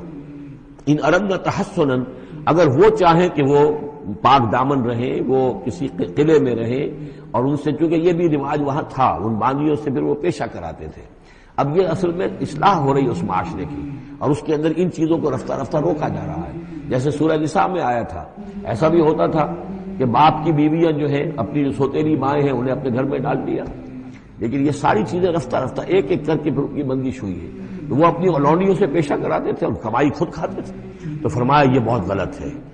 لِتَبْتَغُوا عَرَضَ الْحَيَاةِ الدُّنْيَا، تاکہ تم حاصل کرو دنیا کی زندگی کا سامان۔ وَمَنْ يُكْرِهُنَّ فَإِنَّ اللَّهَ مِنْ بَعْدِ إِكْرَاهِهِنَّ غَفُورٌ رَحِيمٌ، اور اگر کوئی ان کو مجبور کرے گا اس کام کے لیے تو اللہ تعالیٰ ان کی اس مجبوری کی بنا پر ان کے حق میں غفور اور رحیم ہوگا۔ تم پر وبال آئے گا، جو کام یہ غلط کروائے گا وبال اس پر آئے گا۔ اگر وہ خود جو ہے مجبوراً کر رہی ہے اور وہ اس کے لیے ذہناً تیار نہیں ہے تو بہرحال اللہ اس کے حق میں غفور اور رحیم ہوگا۔ وَلَقَدْ أَنزَلْنَا إِلَيْكُمْ آيَاتٍ مُبَيِّنَاتٍ، اور دیکھو ہم نے نازل کر دی ہیں تمہاری جانب یہ روشن آیات۔ وَمَثَلًا مِّنَ الَّذِينَ خَلَوْا مِن قَبْلِكُمْ، اور وہ ساری باتیں بھی ہم نے بتا دی ہیں کہ جو ان لوگوں میں تھیں جو تم سے پہلے تھے۔ یہ ساری گندگیاں، معاشرتی خرابیاں جو ہیں یہ پہلوں کے اندر بھی تھیں، ہم نے ان سب کی نشاندہی کر دی ہے۔ وَمَوْعِظَةً لِّلْمُتَّقِينَ، اور اہل تقویٰ کے لیے ہم نے نصیحت یہ نازل فرما دی ہے۔ قَدْ جَاءَتْكُم مَوْعِظَةٌ مِّن رَّبِّكُمْ وَشِفَاءٌ لِّمَا فِي الصُّدُورِ۔ اب یہ 5واں رکوع آ رہا ہے اور یہ ہمارے اس منتخب نصاب کا جو دوسرا حصہ ہے، ایمان کی بحث، اس کے ضمن میں یہ بہت اہم درس ہے۔ اور یہ آیت نمبر 35 جو آ رہی ہے یہ قرآن مجید کی عظیم ترین آیات میں سے ہے۔ اس سورہ مبارکہ کی بھی آیت نمبر 35 اور سورہ احزاب میں بھی بالکل ٹھیک یہی نمبر آیت نمبر 35 آپ کو ملے گی۔ یہ ایمان پر اور وہ اسلام کی کیفیات پر قرآن مجید کی عظیم ترین آیات ہے۔ اللہ نور السماوات والارض، اللہ آسمانوں اور زمین کا نور ہے۔ مثل نور ہی، اس پر ایمان کی مثال، اس کے نور ایمان کی مثال ایسی ہے کہ مشکاتن، جیسے ایک طاق ہے، فیہا مصباح، اس میں ایک چراغ روشن ہے۔ المصباح فی زجاجہ، وہ چراغ جو ہے چمنی کے اندر ہے، شیشہ ہے اس کے اوپر، جیسے لالٹینیں ہوتی تھی پچھلے زمانے میں، گلوب کے ساتھ جو ہے وہ لیمپ ہوتے تھے۔ الزجاجۃ کأنہا کوکب دری، اور وہ شیشہ چمک رہا ہے جیسے کہ ایک چمکدار ستارہ ہو. یوقد من شجرۃ، اور اس مصباح میں، اس دیے میں، اس چراغ میں جلایا جا رہا ہے تیل. کس کا؟ ایک شجرہ مبارکہ زیتونہ کا، ایک ایسا مبارک درخت زیتون کا، لا شرقیۃ ولا غربیہ، جو نہ شرقی ہے نہ غربی ہے. یعنی یہ کہ درخت ہے، جھنڈ ہے ایک. اب اگر تو اس جھنڈ کے مشرق میں کوئی درخت ہے تو صبح کی دھوپ تو انہیں ملے گی، شام کی نہیں ہوگی. مغرب میں ہے تو شام کی دھوپ مل جائے گی، صبح کی نہیں ملے گی. ایک علیحدہ کھڑا ہوا ہے کوئی، جس کے نہ ادھر کوئی اور ہے نہ ادھر کوئی اور درخت ہے، تو پورے دن کی تمازت دھوپ کی جو ہے وہ جذب کر رہا ہے. اور ایسے درخت کا جو روغن زیتون ہوتا تھا وہ بہت صاف شفاف، اسی کی مثال دی جا رہی ہے کہ نہ شرقی ہے نہ غربی ہے، وہ کسی جانب سے اوٹ میں ہے ہی نہیں. یکاد زیتھا یضیء، اس کا جو روغن ہے وہ بھڑک اٹھنے کو بیتاب ہے، قریب ہے کہ روشن ہو جائے. وَلَوْ لَمْ تَمْسَسْهُ نَارٌ، چاہے اسے ابھی آگ نے چھوا ہی نہ ہو. نور علی نور، جب آگ مس کر جائے، چھو جائے تو پھر نور علی نور ہے، وہ بھڑک اٹھتا ہے. یہدی اللہ لنورہ من یشاء، اللہ تعالی ہدایت فرماتا ہے اپنے نور کی جانب جس کو چاہتا ہے. وَيَضْرِبُ اللَّهُ الْأَمْثَالَ لِلنَّاسِ، اور اللہ تعالی مثالیں بیان کرتا ہے لوگوں کے لیے. وَاللَّهُ بِكُلِّ شَيْءٍ عَلِيمٌ، اور اللہ ہر چیز کا کما حقہ علم رکھتا ہے. یہ اصل میں ایمان کے لیے، اس کے اجزاء ترکیبی کے لیے بہترین تمثیل ہے، جس کو میں پہلے بیان کرتا رہا ہوں کہ ایک ہے فطرت، انسانی فطرت. اگر فطرت سلیم ہے تو اس کے اندر یہ ایمانی حقائق موجود ہیں، معرفت خداوندی موجود ہے. البتہ اس پر کوئی پردے آ گئے ہیں، اس کے اوپر جو ہے کچھ غلاف پڑ گئے ہیں، اور جب آتی ہے وہی وہ اس کو ایکٹیویٹ کرتی ہے. آیات الہیہ جو ہیں، آیات قرآنیہ، وہ اندر کے اندر جو ڈورمنٹ اس کی کانشسنس ہے ایمان کی، اس کو ایکٹیویٹ کر کے شعور پر لے آتی ہے. اس کو یوں سمجھے کہ جیسے تیل ہے. اب تیل ایک ہے کڑوا تیل، جس سے کہ ہم دیے کبھی جلایا کرتے تھے. اب تو شاید ہی کہیں آپ نے دیکھا ہو دیا کس کو کہتے ہیں، لیکن اس میں وہ کڑوا تیل جو جلتا تھا تو کڑوا تیل خود آگ نہیں پکڑ سکتا، اس میں بتی ڈالنی پڑتی تھی. کوئی کپڑے کی بتی ہے بٹکر، یا یہ کہ وہ روئی کی بتی بنائی ہے، اس بتی کا پھر آگ لگاتے تھے تو جل تو رہا ہے تیل، لیکن بواسطہ بتی، براہ راست وہ تیل جلنے کی پوزیشن میں نہیں ہے. لیکن ایک تیل ہے پیٹرول، اس کو جو کڑوے تیل سے روشنی حاصل کرنے کے لیے جتن کرنے پڑ رہے ہیں آپ کو جلانے کے لیے، اور پیٹرول گویا کہ بیتاب ہے، وہ بھڑک اٹھنے کو بیتاب ہے. ذرا سی چنگاری قریب آئی اور بھڑک گیا. اسی طریقے سے انسانوں کی طباع کا فرق ہے. کچھ لوگوں کی جو فطرت ہے اتنی سلیم ہوتی ہے، اتنی نیکی ہوتی ہے اس کے اندر، کہ جیسے ہی وہی سامنے آئی آئینہ جگمگا اٹھا ایک دم، اس لیے کہ اوپر غبار ہے ہی نہیں، اس کے اوپر کوئی اور جو ہے پردے پڑے ہوئے ہیں ہی نہیں. یہ مثال صدیقین کی ہے جو میں نے کل بھی آپ سے عرض کیا تھا کہ جیسے کہ حضور نے فرمایا میں نے جس کے سامنے بھی دعوت ایمان رکھی اس نے کچھ نہ کچھ توقف اور تردد ضرور کیا سوائے ابو بکر کے، کہ ایک لحظے کا بھی توقف نہیں کیا. یہ اس لیے کہ ان کی فطرت اتنی سلیم تھی، گویا کہ وہ پیٹرول تھا ان کے اندر جو بھڑک اٹھنے کو بیتاب تھا کہ ذرا قریب بھی اگر دیاسدائی آ گئی تو بھڑک اٹھے. لیکن کچھ لوگ وہ تھے کہ جن کا تیل اتنا صاف اور پاک نہیں تھا، ان میں کوئی تکدر تھا، انہیں وقت لگ گیا. اگر چاہیے کہ بالآخر وہ ایمان لے آئے، لیکن یہ کہ کچھ اس میں بتی ڈالنی پڑی، کوئی اس کے لیے محنت کرنی پڑی. السابقون الاولون من المہاجرین والانصار والذین اتبعوہم بإحسان، پھر وہ لوگ ہیں جو بعد میں درجہ بدرجہ پھر ان کے بعد آتے چلے گئے. تو اسی طریقے سے ایمان کی مثال ہے کہ یہ روغن فطرت یا نور فطرت، نور روح، روحانی نور جو ہمارے اندر ہے نور تجلی بھی اسی خاک میں پنہاں، غافل تجرا صاحب ادراک نہیں ہے. وہ جو ہماری روح کے اندر ہے، روح ملکوتی کے اندر جو نور ہے، یہ نور اور باہر سے جو قرآن کا نور، وحی کا نور آیا، ان دونوں کے نور کے اجتماع سے پھر نور علی نور کی کیفیت پیدا ہوئی. اب وہ نور ایمانی جو ہے وجود میں آ گیا. اللہ نور السماوات والارض مثل نورہ کمشکاۃ فیہا مصباح المصباح فی زجاجہ. اور ذہن میں رکھیے یہ ہمارا جو پنجر ہے پسلیوں کا، اس کی واقعتاً طاق کی سی شکل ہے. یہ نیچے سے چوڑا ہو رہا ہے، اوپر سے تنگ ہو رہا ہے. طاق ایسے ہی ہوتے تھے. ڈائفرام جو ہے وہ اس طاق کا گویا کہ فلور ہے، جو ہمارے ایبڈومینل کیویٹی کو چیسٹ کیویٹی سے علیحدہ کرنے والا عضو ہے. اور دل رکھا ہوا ہے اس کے اوپر، یہ گویا کہ چراغ ہے. اس دل میں نور ایمان ہوتا ہے. اس دل کے اندر جو ہے وہ اللہ کا نور اور یہ نور بنا ہے دو چیزوں سے، ایک وہ نور فطرت جو اس کے اندر موجود تھا، اس کی روح کے اندر، اور ایک نور وحی۔ ان دونوں کے اجتماع سے نور علی نور، وہ نور جو ہے وہ نور ایمان کی شکل میں اس قلب کے اندر جو ہے وہ جاگزی ہوا اور قلب منور ہو گیا۔ المصباح فی زجاجہ، الزجاجۃ کأنہا کوکب دری یوقد من شجرۃ مبارکۃ زیتونۃ لا شرقیۃ ولا غربیہ یکاد زیتها یضیء ولو لم تمسسہ نار نور علی نور یہدی اللہ لنورہ من یشاء۔ یہ نور علی نور ہے، دو نوروں کے جمع ہونے سے یہ نور ایمان وجود میں آیا، نور فطرت، نور وحی۔ اور اللہ تعالیٰ ہدایت دیتا ہے اپنے نور کی جس کو چاہتا ہے، اور اللہ یہ مثالیں لوگوں کے لیے بیان کرتا ہے۔ باقی اللہ کو تو ہر شے کا کما حقہ علم ہے، مثال کی ضرورت انسانوں کے لیے ہے کہ جو ان لطیف حقائق کو ایسے ہی از خود نہیں سمجھ سکتے۔ اب جن لوگوں کے دلوں میں یہ نور ایمان پیدا ہو جاتا ہے، ان کی ایک جھلک دکھائی جا رہی ہے کہ ان کی شخصیت، ان کی زندگی کی دلچسپیاں کیا ہوتی ہیں۔ فی بیوت اذن اللہ ان ترفع ویذکر فیہا اسمہ، ان گھروں میں جن کا کہ اللہ نے حکم دیا کہ انہیں بلند کیا جائے، یعنی مساجد۔ بلند کرنے سے مطلب یہ کہ ان کو نمایاں بنایا جائے۔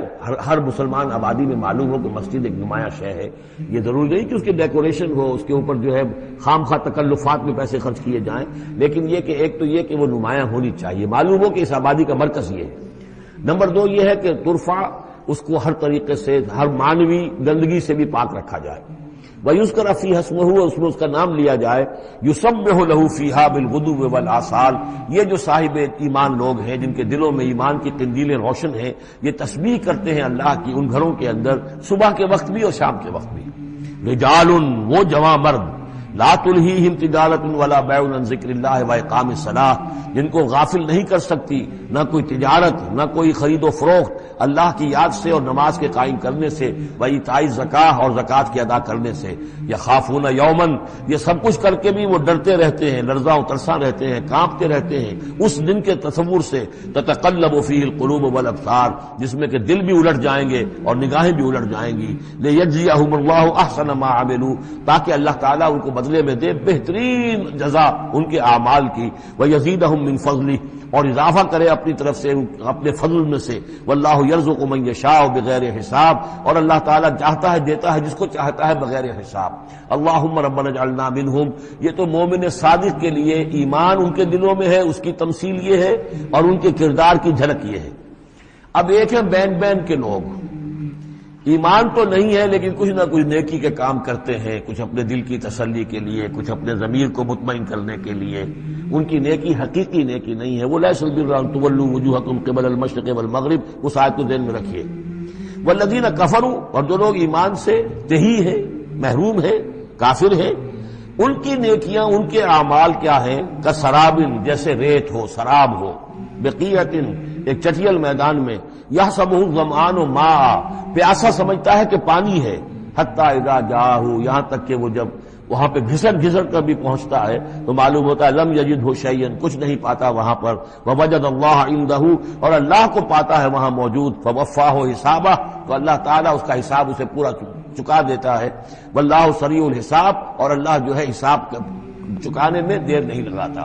یعنی یہ جو نیکیاں ہوتی، جھوٹی نیکیاں، ملمے کی نیکیاں، حقیقی ایمان نہیں ہے، ایمان باللہ نہیں ہے، ایمان بالآخرت نہیں ہے، لیکن یوں ہی کچھ نہ کچھ نیکیاں ہیں، کچھ خدمت خلق کے کام ہے، اس طرح کی چیزیں اللہ کی نگاہ میں ان کی کوئی وقت نہیں۔ اس کے لیے پہلے ایک مثال سورہ ابراہیم میں آ چکی ہے، دوسری مثال یہ کہ یہ نیکیاں سراب کے مانند ہیں، جنہیں پیاسا سمجھتا ہے کہ یہ پانی ہے، حقیقت میں پانی نہیں ہے۔ اب تیسرا جو کردار ہے وہ یہ ہے کہ جن کے دلوں میں، جن کی زندگیوں میں یہ جھوٹ موٹ کی نیکی بھی نہیں ہے، نفس پرستی اور دنیا پرستی، اور ان کے اندر ہر طرح کی گندگی جو ہے وہ آ چکی ہے۔ ان کی مثال کیا ہے؟ او کظلمات فی بحر اللجی، یا جیسے کہ اندھیرے ہوں ایک بڑے گہرے سمندر میں، یغشاہ موج، اس کے اوپر ایک موج چڑھی ہوئی ہو، من فوقہ موج، اس کے اوپر ایک اور موج ہو، من فوقہ سحاب، اور اوپر جو ہے بادل بھی ہوں۔ یعنی اندھیری رات ہے، کوئی روشنی نہیں، اوپر بادل ہے، نہ چاند اور ستاروں کی کوئی روشنی نہیں آ رہی، اور اس کے ساتھ ہی یہ ہے کہ موج کے اوپر موج چڑھی ہوئی ہے۔ ظلمات بعضها فوق بعض، یہ اندھیروں پر اندھیرے ہیں۔ اذا اخرج یدہ لم یکد یراہا، جب وہ اپنا ہاتھ نکالتا ہے تو اس کو بھی نہیں دیکھ سکتا، جسے ہم کہتے ہیں اپنے محاورے میں ہاتھ کو ہاتھ سجائی نہیں دیتا۔ وَأَلَّمْ يَجْعَلِ اللَّهُ لَهُ نُورًا، اور جس کو اللہ تعالیٰ ہی نے کوئی نور عطا نہ کیا ہو، فَمَا لَهُ مِن نور، تو اس کے لیے پھر کہیں کوئی نور نہیں ہے۔ یہ وہ لوگ ہیں کہ جن کی زندگیاں کسی ملمے کی نیکی سے بھی خالی ہیں، اندھیارے ہی اندھیارے ہیں، ظلمات فوق بعضها فوق بعض۔ أَلَمْ تَرَ أَنَّ اللَّهَ يُسَبِّحُ لَهُ مَن فِي السَّمَاوَاتِ وَالْأَرْضِ وَالطَّيْرُ صَافَّاتٍ كُلٌّ قَدْ عَلِمَ صَلَاتَهُ وَتَسْبِيحَهُ وَاللَّهُ عَلِيمٌ بِمَا يَفْعَلُونَ۔ صدق اللہ العظیم۔ رب اشرح لي صدری ويسر لي امری واحلل عقدۃ من لسانی یفقہوا قولی۔ سورہ نور کا 5واں رکوع جو ہم پڑھ چکے ہیں، اس کے بارے میں یہ بات نوٹ کر لیجیے کہ جس طرح سورہ بقرہ کے پہلے 2 رکوعوں میں 3 قسم کے انسانوں کی تفصیل بیان ہوئی، وہاں وہ بنیادی طور پر ایک دعوت اور تحریک کے رد عمل میں جو لوگ مختلف شکلیں صورت اختیار کرتے ہیں، جو رد عمل مختلف شکلیں اختیار کرتا ہے، اس کے اعتبار سے ایک وہ جو مومنین صادقین ہیں، وہ ہر 6 بعد آباد جب اس دعوت کو قبول کرتے ہیں تو اس کیفیت کے ساتھ کہ اب جو ہو سو ہو۔ ایک وہ لوگ ہیں کہ جو کسی ضد کی وجہ سے، تعصب کی وجہ سے، ہردرمی کی وجہ سے، کسی تکبر کی وجہ سے، حسد کی وجہ سے اس کے انکار پر کمر کس لیتے ہیں، اور وہ لوگ جو ہے کسی صورت بھی ماننے والے نہیں ہوتے۔ ایک بین کچھ مانتے ہیں کچھ نہیں مانتے، وہ چلتے ہیں پھر ٹھٹک کر کھڑے رہ جاتے ہیں، آسانی ہو تو کوئی 2-4 قدم چل لیے، کوئی مشکل وقت آیا تو پھر اوندے منہ گر گئے۔ اسی کی ایک تمثیل سورہ حج میں آ چکی ہے، وَمِنَ النَّاسِ مَن يَعْبُدُ اللَّهَ عَلَى حَرْفٍ فَإِنْ أَصَابَهُ خَيْرٌ اطْمَأَنَّ بِهِ وَإِنْ أَصَابَتْهُ فِتْنَةٌ انقلب عَلَى وَجْهِهِ خَسِرَ الدُّنْيَا وَالْآخِرَةَ۔ اسی طرح یہاں اس رکوع میں بھی 3 قسم کے انسانوں کا تذکرہ ہے، لیکن یہ مختلف اعتبار سے ہے۔ ایک وہ لوگ ہیں کہ جن کے دلوں میں حقیقی ایمان پیدا ہوا، ان کی فطرتیں بھی نیک تھیں، صالح تھیں، سلیم تھیں، اور پھر وہ وہی آسمانی سے بھی صحیح طور پر مستفیض ہوئے، ان کا باطن جگمگا اٹھا اور ان کے دلوں میں نیکی حقیقی معنی میں پیدا ہو گئی، اور اس کے لیے جو ایک نقشہ ہے ان کے سیرت و کردار کا وہ بھی کھینچ دیا گیا۔ ایک وہ لوگ ہیں کہ جن کے اندر سرے سے دنیا پرستی اور دنیا ہی کی شہوات اور خواہشات اور لذات، اس کے سوا کسی شے کا کوئی گزر ہی نہیں، وہ بالکل اس کے برعکس ہے۔ پہلے نور علی نور اور دوسرے ظلمات بعضها فوق بعض۔ کوئی جھوٹ موٹ کی نیکی بھی نہیں، کوئی ملمے کی نیکی بھی نہیں، ان کا مال ہے تو صرف اپنی عیاشیوں کے لیے ہی، اپنے ہی جو بھی ان کے تعیش ہے اسی میں خرچ ہو رہا ہے۔ لہذا یہ وہ لوگ ہیں کہ وہ ایمان سے بھی محروم اور کسی جھوٹ موٹ کی نیکی سے بھی، ان کے ہاں کسی نور کا سرے سے گزر ہی نہیں، ظلمات بعضها فوق بعض۔ اور اس کے لیے تمثیل دی گئی ہے کہ گہرے سمندر کے اندر جو اندھیرا ہوتا ہے، ایبسولوٹ ڈارکنس، کہ رات بھی ہے، اوپر بادل بھی ہے، اور جو ہے موج پر موج چڑھی ہوئی ہے، تو ایبسولوٹ ڈارکنس۔ ایک فرینچ امیر البحر تھا جو اسی آیت کو پڑھ کر ایمان لے آیا تھا، اس کی ساری عمر گزری تھی سمندروں کے اندر، اور وہ جانتا تھا کس قسم کی ڈارکنس ہوتی ہے وہاں۔ اس نے کہا کہ پتہ کیا کہ کیا محمد نے صلی اللہ علیہ وسلم کبھی بحری سفر کیے تھے؟ جب اسے معلوم ہوا کہ انہوں نے کبھی بحری سفر کیا ہی نہیں، تو اس نے کہا کہ پھر یہ ثابت ہو گیا یہ اللہ کا کلام ہے، ورنہ یہ تشبیہ جو ہے کوئی شخص اس کو وہ تو دے سکتا ہے کہ جس نے بحری سمندر کیے ہوں اور جس سے اندازہ ہو، اور وہ سمندر کے اندر کبھی اس نے غوطے بھی لگائے ہوں، اور وہ ایبسولوٹ ڈارکنس کا کانسیپٹ۔ بہرحال یہ دوسری انتہا۔ بیچ میں وہ لوگ ہیں، بین ہیں، کچھ نیکیاں بھی کرتے ہیں، حقیقی ایمان سے محروم ہیں، نہ اللہ پر نہ یوم آخر پر ان کا پختہ ایمان نہیں ہے، لیکن یہ کہ اپنے ضمیر کو مطمئن کرنے کے لیے کچھ نہ کچھ، یا دنیا میں کوئی نام کمانے کے لیے یا کوئی اور شہرت حاصل کرنے کے لیے وہ کچھ نیکیاں کرتے ہیں، تو ان کی نیکیوں کی مثال شراب کی سی ہے۔ الم تر ان اللہ یسبح له من فی السماوات والارض، کیا تم دیکھتے نہیں ہو کہ اللہ کی تسبیح کرتی ہے وہ سب چیزیں، وہ سب وہ کرتے ہیں، وہ سب جو آسمانوں میں ہے اور جو زمین میں ہے، اور نہ صرف آسمانوں اور زمین میں بلکہ ان دونوں کے مابین جو السماء میں جو ہے، والطیر صافات، اور یہ جو پرندے ہیں جو اپنے پروں کو پھیلائے ہوئے ہیں، یہ بھی اللہ کی تسبیح کر رہے ہیں۔ کل قد علم صلاته وتسبیحه، ہر ایک کے علم میں ہے، ہر ایک نے جان لی ہے اپنی نماز، اپنی صلاۃ اور اپنی تسبیح۔ یہ وہی بات ہے جو سورہ بنی اسرائیل میں آ چکی ہے وَإِن مِّن شَيْءٍ إِلَّا يُسَبِّحُ بِحَمْدِهِ وَلَٰكِن لَّا تَفْقَهُونَ تَسْبِيحَهُمْ، کوئی شے نہیں ہے اس کائنات میں جو اللہ کی تسبیح و تحمید نہ کر رہی ہو، لیکن تمہیں اس کا شعور نہیں ہو سکتا۔ وَاللَّهُ عَلِيمٌ بِمَا يَفْعَلُونَ، اور جو کچھ وہ کرتے ہیں اللہ کے علم میں ہے۔ وَلِلَّهِ مُلْكُ السَّمَاوَاتِ وَالْأَرْضِ، اور اللہ ہی کے لیے ہے آسمانوں اور زمین کی بادشاہی۔ وَإِلَى اللَّهِ الْمَصِيرُ، اور اللہ ہی کی طرف لوٹ جانا ہے۔ الم تر ان اللہ یسجی سحابا، کیا تم دیکھتے نہیں ہو کہ اللہ تعالیٰ ہانک کر لاتا ہے بادلوں کو؟ کہاں سے ہوائیں لے کر چل رہی ہیں بادلوں کو؟ کہیں تو بے آف بنگال سے وہ اٹھی ہیں مانسون کی ہوائیں، اور کہاں تک پہنچ جاتی ہیں؟ پاکستان تک۔ ان اللہ یسجی سحابا ثم یؤلف بینہ، پھر ان بادلوں کو آپس میں جوڑ دیتا ہے۔ ثم یجعلہ رکاما، پھر ان کو تہ بر تہ کر دیتا ہے۔ اب یہ تہ بر تہ کا معاملہ جو ہے، دیکھیے ہوائی سفر جس نے کیا ہے اسے اس کا تجربہ ہوتا ہے۔ جب جہاز چڑھتا ہے تب بھی وہ جب بادلوں کے اندر سے گزرتا ہے تو صاف نظر آتا ہے، ایک تہ، اس کے بعد پھر خلا ہے، پھر ایک اور تہ، پھر خلا ہے، پھر ایک اور تہ، اترتے ہوئے بھی اسی طریقے سے تہ بر تہ بادل۔ رکامن فتر الودق یخرج من خلالہ، تو تم دیکھتے ہو کہ بارش برستا ہے ان دونوں، ان کے بین بین سے، ان کے بیچ سے برستی ہے بارش، پانی برستا ہے۔ وَيُنَزِّلُ مِنَ السَّمَاءِ مِن جِبَالٍ فِيهَا مِن بَرَدٍ، اور اللہ تعالیٰ اتارتا ہے آسمان سے وہ پہاڑ بھی کہ جن میں وہ اولے ہوتے ہیں، یعنی یہ کہ اولے جو آ رہے ہیں زمین پر تو معلوم ہوتا ہے کہ جیسے ان کے بھی کوئی پہاڑ ہے آسمانوں کے اندر۔ فَيُصِيبُ بِهِ مَن يَشَاءُ، تو اللہ تعالیٰ یہ اولے برسا دیتا ہے جس پر چاہتا ہے، یعنی جس کی کھیتی برباد اللہ کو کرنی ہوتی ہے کسی سبب سے، اس کی کھیتی کے اوپر یہ اولے جا کے برس جاتے ہیں۔ وَيَصْرِفُهُ عَن مَن يَشَاءُ، اور ان کا رخ پھیر دیتا ہے جس سے چاہتا ہے۔ ایسا بھی ہوتا ہے بعض اوقات کہ بالکل ایک کھیت جو ہے وہ بالکل تباہ و برباد ہو گیا ہے اور برابر کا کھیت بالکل ٹھیک ہے، اس کے اوپر کوئی اولا نہیں گرا۔ یکاد سنا برقہ یذھب بالابصار، اور اس کی جو بجلی کی کوند ہے وہ اس قریب ہے کہ وہ لوگوں کی نگاہوں کو اچک کر لے جائے۔ یقلب اللہ اللیل والنہار، اللہ تعالیٰ عدلتا بدلتا رہتا ہے دن اور رات کو۔ ان فی ذلک لعبرۃ لاولی الابصار، یقیناً اس میں دھیان کرنے کا اور سبق کا اور سبق سیکھنے کا اور عبرت حاصل کرنے کا مواد ہے ہوش مندوں کے لیے، آنکھ والوں کے لیے، دیکھنے والوں کے لیے۔ واللہ خلق کل دابۃ من ماء، اور اللہ نے بنائی ہے ہر جاندار چیز اس زمین کے اوپر پانی سے۔ فمنہم من یمشی علی بطنہ، اب ان جانداروں میں سے جو زمین میں اللہ نے بنائے ہیں وہ بھی ہے کہ جو اپنے پیٹ کے بل پر چلتے ہیں، یہ ریپٹائلز جن کو ہم کہتے ہیں، ریپٹائلز ہیں جو اپنے پیٹ کے بل پر چل رہے ہیں۔ منہم من یمشی علی رجلین، اور ان میں وہ بھی ہے کہ جو دو ٹانگوں پر چلتے ہیں۔ اب ہم بھی انہی میں سے ہیں، اور باقی شمپنزی اور گوریلاز بھی ہیں، اور بھی ایسے ہوں گے جو دو ٹانگوں پر چلتے ہیں۔ وَمِنْهُمْ مَن يَمْشِي عَلَى أَرْبَعٍ، سب سے زیادہ کثیر تعداد جو ہے وہ زمینی حیوانات کے اندر ان کی ہے کہ جو چار پر چلتے ہیں۔ یخلق اللہ ما یشاء، اللہ تعالیٰ پیدا کرتا جو چاہتا ہے۔ ان اللہ علی کل شیء قدیر، یقیناً اللہ تعالیٰ ہر چیز پر قادر ہے۔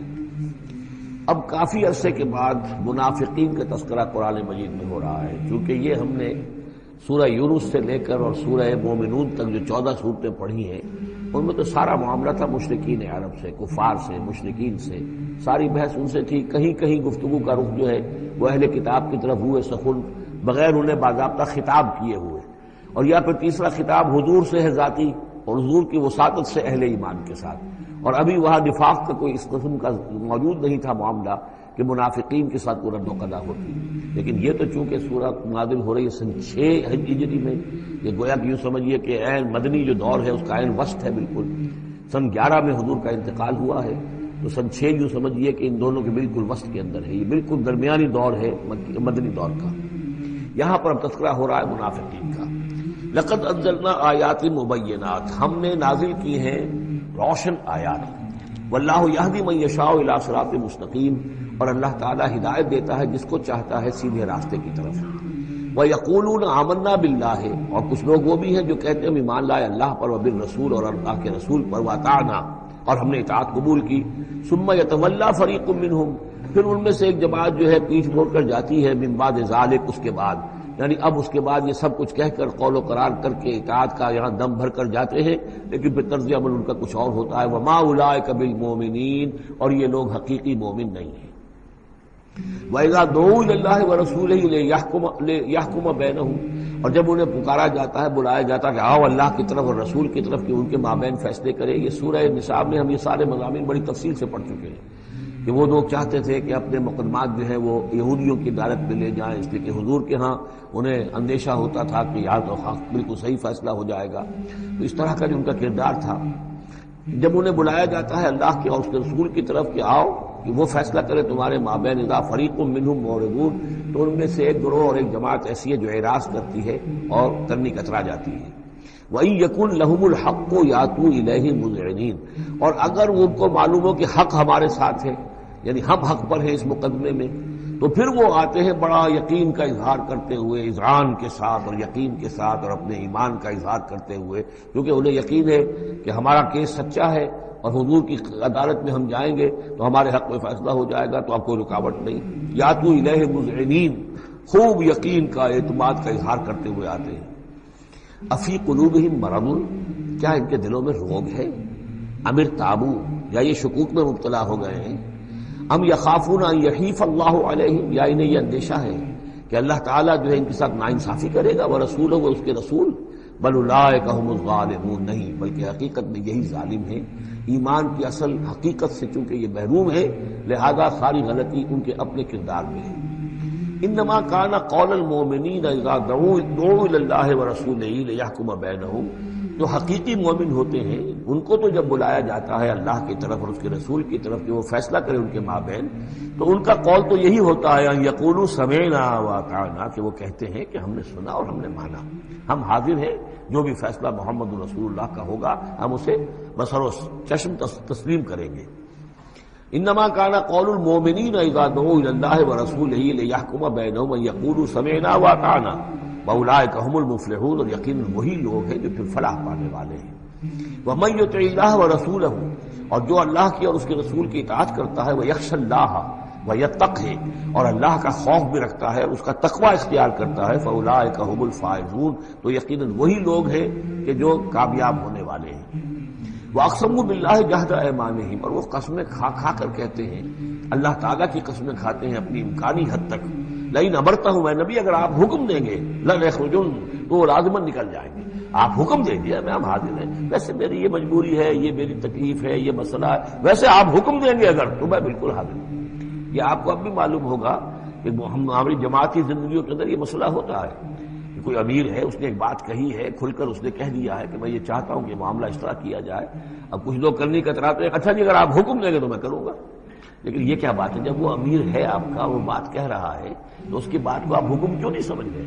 اسی طریقے سے حضور صلی اللہ علیہ وسلم نے جب فرما دیا ہے کہ نکلنا ہے، اب دشمن کے مقابلے کے لیے نکلو، اب آپ چاہتے ہیں پی کال کر کے حضور ایک ایک کی خوشامد کریں کہ آئیے آپ ضرور نکلیے، خدا کے لیے ضرور چلیے، یہ حضور کرنے والے نہیں ہیں.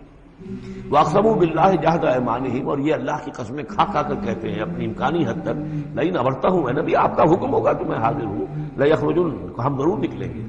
قُل لَا تُقْسِمُوا، اے نبی ان سے کہیے تم قسمیں مت کھاؤ، طاعۃ معروفہ، معروف طریقے پر اطاعت اختیار کرو. تم نے اعلان کیا ہے کہ تم مجھ پر ایمان لائے ہو، تم نے اعلان کیا ہے کہ تم مجھے اللہ کا رسول سمجھتے ہو، اب جو میں کہہ رہا ہوں اسے قبول کرو، اختیار کرو.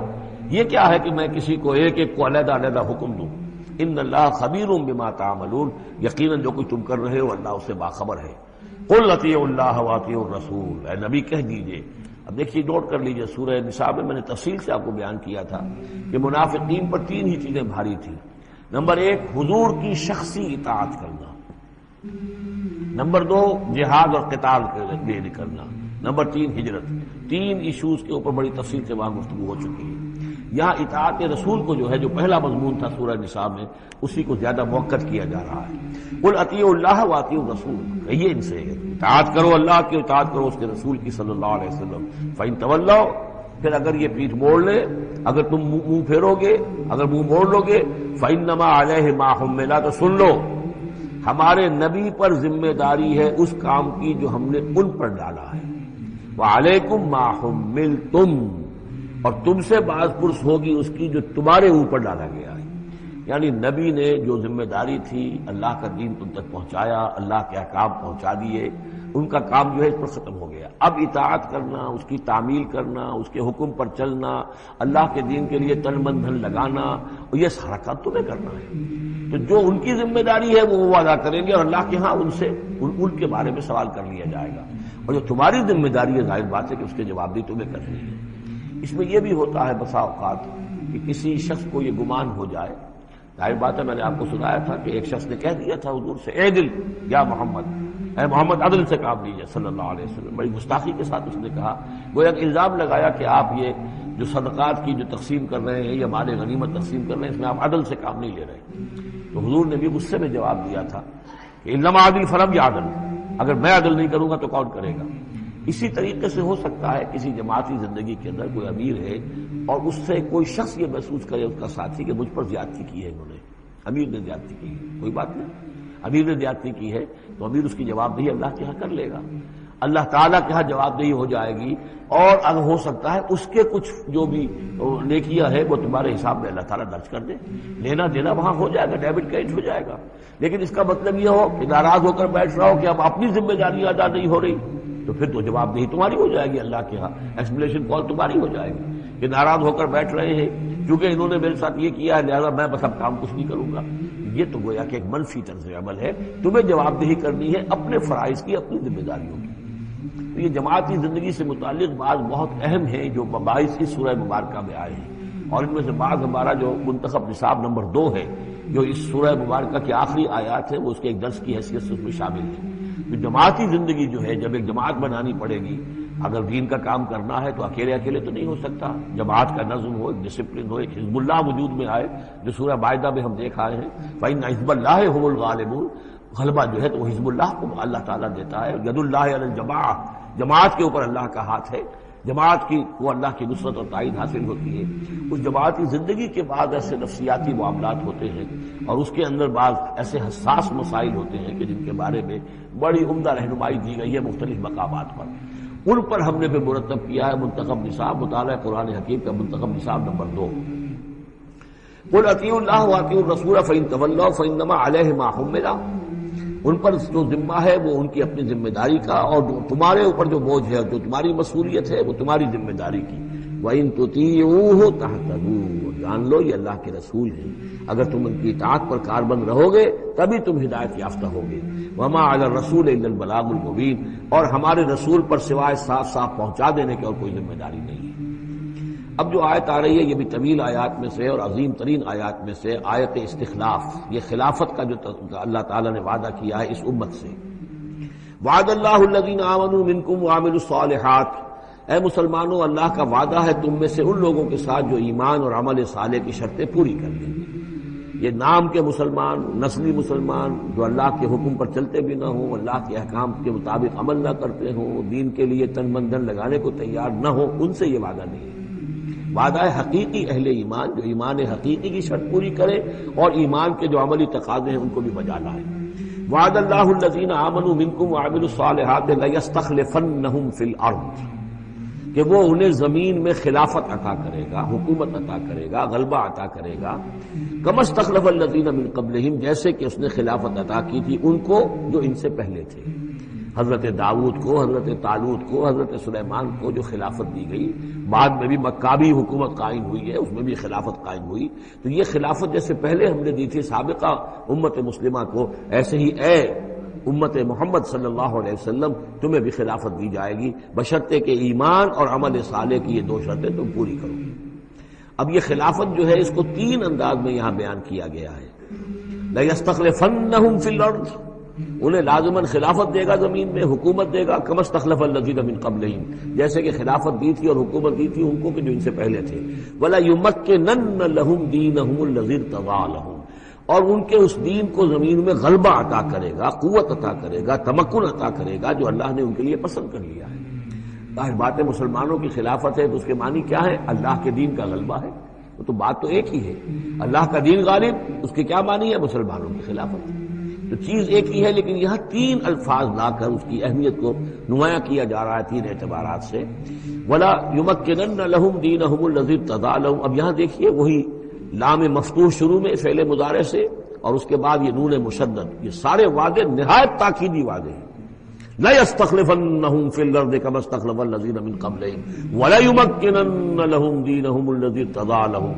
واللہ نے دین کون سا ہے جو پسند کر لیا ہے؟ الْيَوْمَ أَكْمَلْتُ لَكُمْ دِينَكُمْ وَأَتْمَمْتُ عَلَيْكُمْ نِعْمَتِي وَرَضِيتُ لَكُمُ الْإِسْلَامَ دِينًا. یہ آیت ہم پڑھ چکے ہیں سورہ مائدہ میں. اور تیسری بات وَلَا يُبَدِّلَنَّ لَيُبَدِّلَنَّهُم مِّن بَعْدِ خَوْفِهِمْ أَمْنًا، اللہ تعالیٰ ان کے خوف کی کیفیت جو ہے اس کو بدل دے گا امن کی کیفیت سے۔ ظاہر بات ہے جب تک کہ مسلمان کمزور تھے ان کے لیے خوف تھا، ابھی ادھر سے حملے کا اندیشہ ہے، ابھی ادھر سے حملے کا اندیشہ ہے، اب فلاں قبیلے کی طرف سے خبر آئی ہے کہ وہ فوجی تیاری کر رہا ہے، فوج کشی کرے گا۔ وہ خوف کی ایک کیفیت تھی جو ہر وقت طاری رہی ہے۔ ایمرجنسی کی کیفیت جو ہے مدینہ منورہ میں یوں سمجھیے کہ پورے 5 برس ایمرجنسی رہی ہے، ہر وقت ہر آن اندیشہ ہوتا تھا، خبریں آ رہی ہیں اب ادھر سے کوئی قبیلہ حملہ کرنے والا ہے، اب یہ مکے میں کوئی ان کی ملاقاتیں ہوئی ہیں، کوئی سازش ہوئی ہے، ابھی کوئی خط چلا گیا ابو عامر راہب کا کوئی مشن ہے، یہ ساری خبریں آتی تھیں۔ لیکن یہ کہ اب اس کے بعد وہ وقت آ جائے گا کہ ان کا جو خوف کی کیفیت ہے بدل جائے گی امن سے۔ یعبدوننی لا یشرکون بی شیئا، میں یہاں اس کو سمجھتا ہوں مستقبل سے متعلق، جب ایسا ہو جائے گا تو پھر وہ میری بندگی کریں گے کہ اس میں کسی شے کی شرک جو ہے گوارا نہیں کریں گے۔ جب تک اللہ کی حکومت نہیں ہے تو ظاہر بات ہے کچھ نہ کچھ شرک تو ہو ہی رہا ہے۔ اب ہم یہاں رہ رہے ہیں، پاکستان میں رہ رہے ہیں، اللہ کا دین تو قائم نہیں ہے، قانون کس کا ہے؟ اللہ کا تو نہیں ہے۔ تو گویا کہ ہم قومی اعتبار سے، اجتماعی اعتبار سے کفر اور شرک میں زندگی بسر کر رہے ہیں۔ ہاں ہمارا اپنا کوئی عقیدہ فرض کیجئے ہے بھی ٹھیک، بالکل مشرکانہ اوہام سے ہم نے اپنے آپ کو پاک کر لیا ہے اور توحید فی العقیدہ ہماری بالکل صحیح ہے، لیکن سوال یہ کہ ہم اس ملک کے شہری ہیں، اس ملک کا دستور ہے، اس ملک کے اندر جو ہے اللہ کی حکومت اور اللہ کے قانون کی بالادستی نہیں ہے، تو اس کے کیا معنی؟ ہم بھی اس کے شہری ہونے کی حیثیت سے اس میں ملوث ہیں۔ تو یہ ہے کہ یہ توحید کامل اس وقت ہوگی جب یکون الدین کلہ للہ، جب دین کل کا کل اللہ کے لیے ہو جائے گا۔ عملاً توحید کی تکمیل اس وقت ہوگی۔ یعبدوننی، میری بندگی کریں گے، لا یشرکون بی شیئا، اور میرے ساتھ کسی شے کو شریک نہیں کریں گے۔ ومن کفر بعد ذلک فاولئک هم الفاسقون، اور جو اس کے بعد بھی کفر کریں تو پھر وہ تو فاسق ہیں، ناانجار ہیں، سرکش ہیں۔ اس کے بھی 2 معنی ہو سکتے ہیں، جب دین کا غلبہ ہو گیا پھر بھی جو کفر کرے وہ تو معلوم ہوا کہ اس کے اندر خیر سرے سے ہے ہی نہیں۔ ایک یہ ہے کہ باطل کا غلبہ ہے، باطل کے غلبے میں کسی بندہ مومن کے لیے ایمان لانا مشکل ہے، ایمان پر قائم رہنا مشکل ہے، اسلام پر عمل کرنا مشکل ہے۔ لیکن جب دین غالب ہو گیا ہو تو اب تو ظاہر بات ہے کہ اب تو ساری رکاوٹیں دور ہو گئیں۔ اب تو ایک شخص کی کسی کی اپنی فطرت ہی میں کجی آ چکی ہے، کوئی پرورٹڈ نیچر کا شخص ہے، تبھی وہ رہے گا کہ جو اسلام سے دور رہے۔ ومن کفر بعد ذلک فاولئک هم الفاسقون، اور میرے نزدیک اس کا ایک مفہوم یہ بھی ہے کہ ہمارے ان 3 پختہ وعدوں کے بعد بھی جو شخص کمر ہمت نہ کس لے اور اس کام کے لیے کھڑا نہ ہو جائے، گویا کہ وہ ہماری بات کا کفر کر رہا ہے، انکار کر رہا ہے، اسے ہمارے ان وعدوں پر یقین نہیں ہے۔ ومن کفر بعد ذلک فاولئک هم الفاسقون، تو وہ تو گویا کہ فاسق ہیں اور سرکش ہیں اور ناہنجار ہیں۔ اس آیت کو ذہن میں رکھیے، اس حدیث کو آج میں چاہتا ہوں کہ اس کا متن بھی آپ کو سنا دوں کہ اس کی خبر دی ہے محمد رسول اللہ صلی اللہ علیہ وسلم نے۔ تاریخی اعتبار سے تو یہ نوٹ کر لیجئے، یہ سن 6 ہی کے اندر، ابتدائی میں سن 6 کے یہ آیت نازل ہوئی۔ سن 6 ہی میں صلح حدیبیہ ہو گئی، انا فتحنا لک فتحا مبینا، گویا کہ اس آیت کا جو مصداق ہے وہ ظاہر ہونا شروع ہو گیا۔ سن 7 میں غزوہ خیبر ہوا، اللہ نے بہت بڑا مال غنیمت مسلمانوں کو دیا۔ سن 8 میں مکہ فتح ہو گیا۔ سن 9 میں موپنگ اپ آپریشن ہو گیا، اعلان کر دیا گیا حج کے اندر کہ آئندہ سے یہاں کوئی مشرک نہیں آئے گا، اور اب تمہارے لیے اتنی مہلت ہے، کوئی معاہدہ قائم نہیں رہے گا، جو معاہدے ہیں میعادی ان کی میعاد ختم ہوتے ہی معاہدہ ختم، اور جن کی میعاد کوئی نہیں تھی ان کے لیے ہم 4 مہینے کی میعاد مقرر کر رہے ہیں کہ اس کے بعد کوئی معاہدہ کسی مشرک سے نہیں ہے، جب یہ مدت ختم ہو جائے گی قتل عام شروع ہو جائے گا۔ یہ تو اللہ تعالیٰ کی طرف سے جزیرہ نما عرب کے اندر دین کی تکمیل ہو گئی، خلافت قائم ہو گئی، اللہ کی حکومت قائم ہو گئی۔ جیسے حضرت داؤد خلیفہ تھے، یہاں حضرت محمد خلیفہ ہے صلی اللہ علیہ وسلم، اس لیے کہ حاکم اب کون ہے؟ حضرت محمد صلی اللہ علیہ وسلم۔ اپنی زندگی میں تو حاکمیت جو بھی ہے آپ کے پاس ہے۔ اس کے بعد خلافت راشدہ میں پھر یہ خلافت کہاں سے کہاں پہنچی وہ آپ کو معلوم ہے، لیکن پھر ریورسل شروع ہو گیا۔ لیکن وہ حدیث میں آپ کو سنا رہا ہوں، حضرت نعمان بن بشیر سے مروی ہے رضی اللہ تعالی عنہ، اور مسند احمد بن حنبل میں یہ روایت ہے کہ حضور نے یہ فرمایا صلی اللہ علیہ وسلم، تکون النبوۃ فیکم ما شاء اللہ ان تکون، مسلمانوں تمہارے مابین نبوت موجود رہے گی جب تک اللہ چاہے گا کہ رہے، یعنی میں موجود رہوں گا بنفس نفیس تمہارے مابین جب تک اللہ چاہے گا۔ ثم یرفع اللہ اذا شاء یرفعها، پھر اللہ تعالیٰ اس کو اٹھا لے گا جب چاہے گا، نبوت کو اٹھا لے گا، یعنی میرا انتقال ہو جائے گا، تو ایک دور جو ہے وہ ختم ہو جائے گا۔ فرمایا ثم تکون خلافۃ علی منہاج النبوۃ، پھر خلافت ہوگی نبوت کے نقش قدم پر، نبوت ہی کے طریقے پر، ٹھیک وہی نظام جو محمد عربی صلی اللہ علیہ وسلم نے قائم کیا تھا، بعین ہی ایک بال کے فرق کے بغیر وہ نظام جو کا تو قائم رہے گا، خلافت علی منہاج النبوہ۔ فتکون ما شاء اللہ وان تکون، یہ بھی رہے گا جب تک اللہ چاہے گا یہ دور۔ ثم یرفع اللہ اذا شاء یرفع، پھر اس دور کو بھی اللہ اٹھا لے گا جب اللہ چاہے گا۔ ثم تکون ملکا عاضا، پھر ملوکیت کا دور آئے گا، اور وہ کاٹ کھانے والی ملوکیت ہوگی، کاٹ کھانے والی ملوکیت، ظالم ملوکیت، اور یہ بھی رہے گا جب تک اللہ چاہے گا، پھر اللہ اس کو بھی اٹھا لے گا۔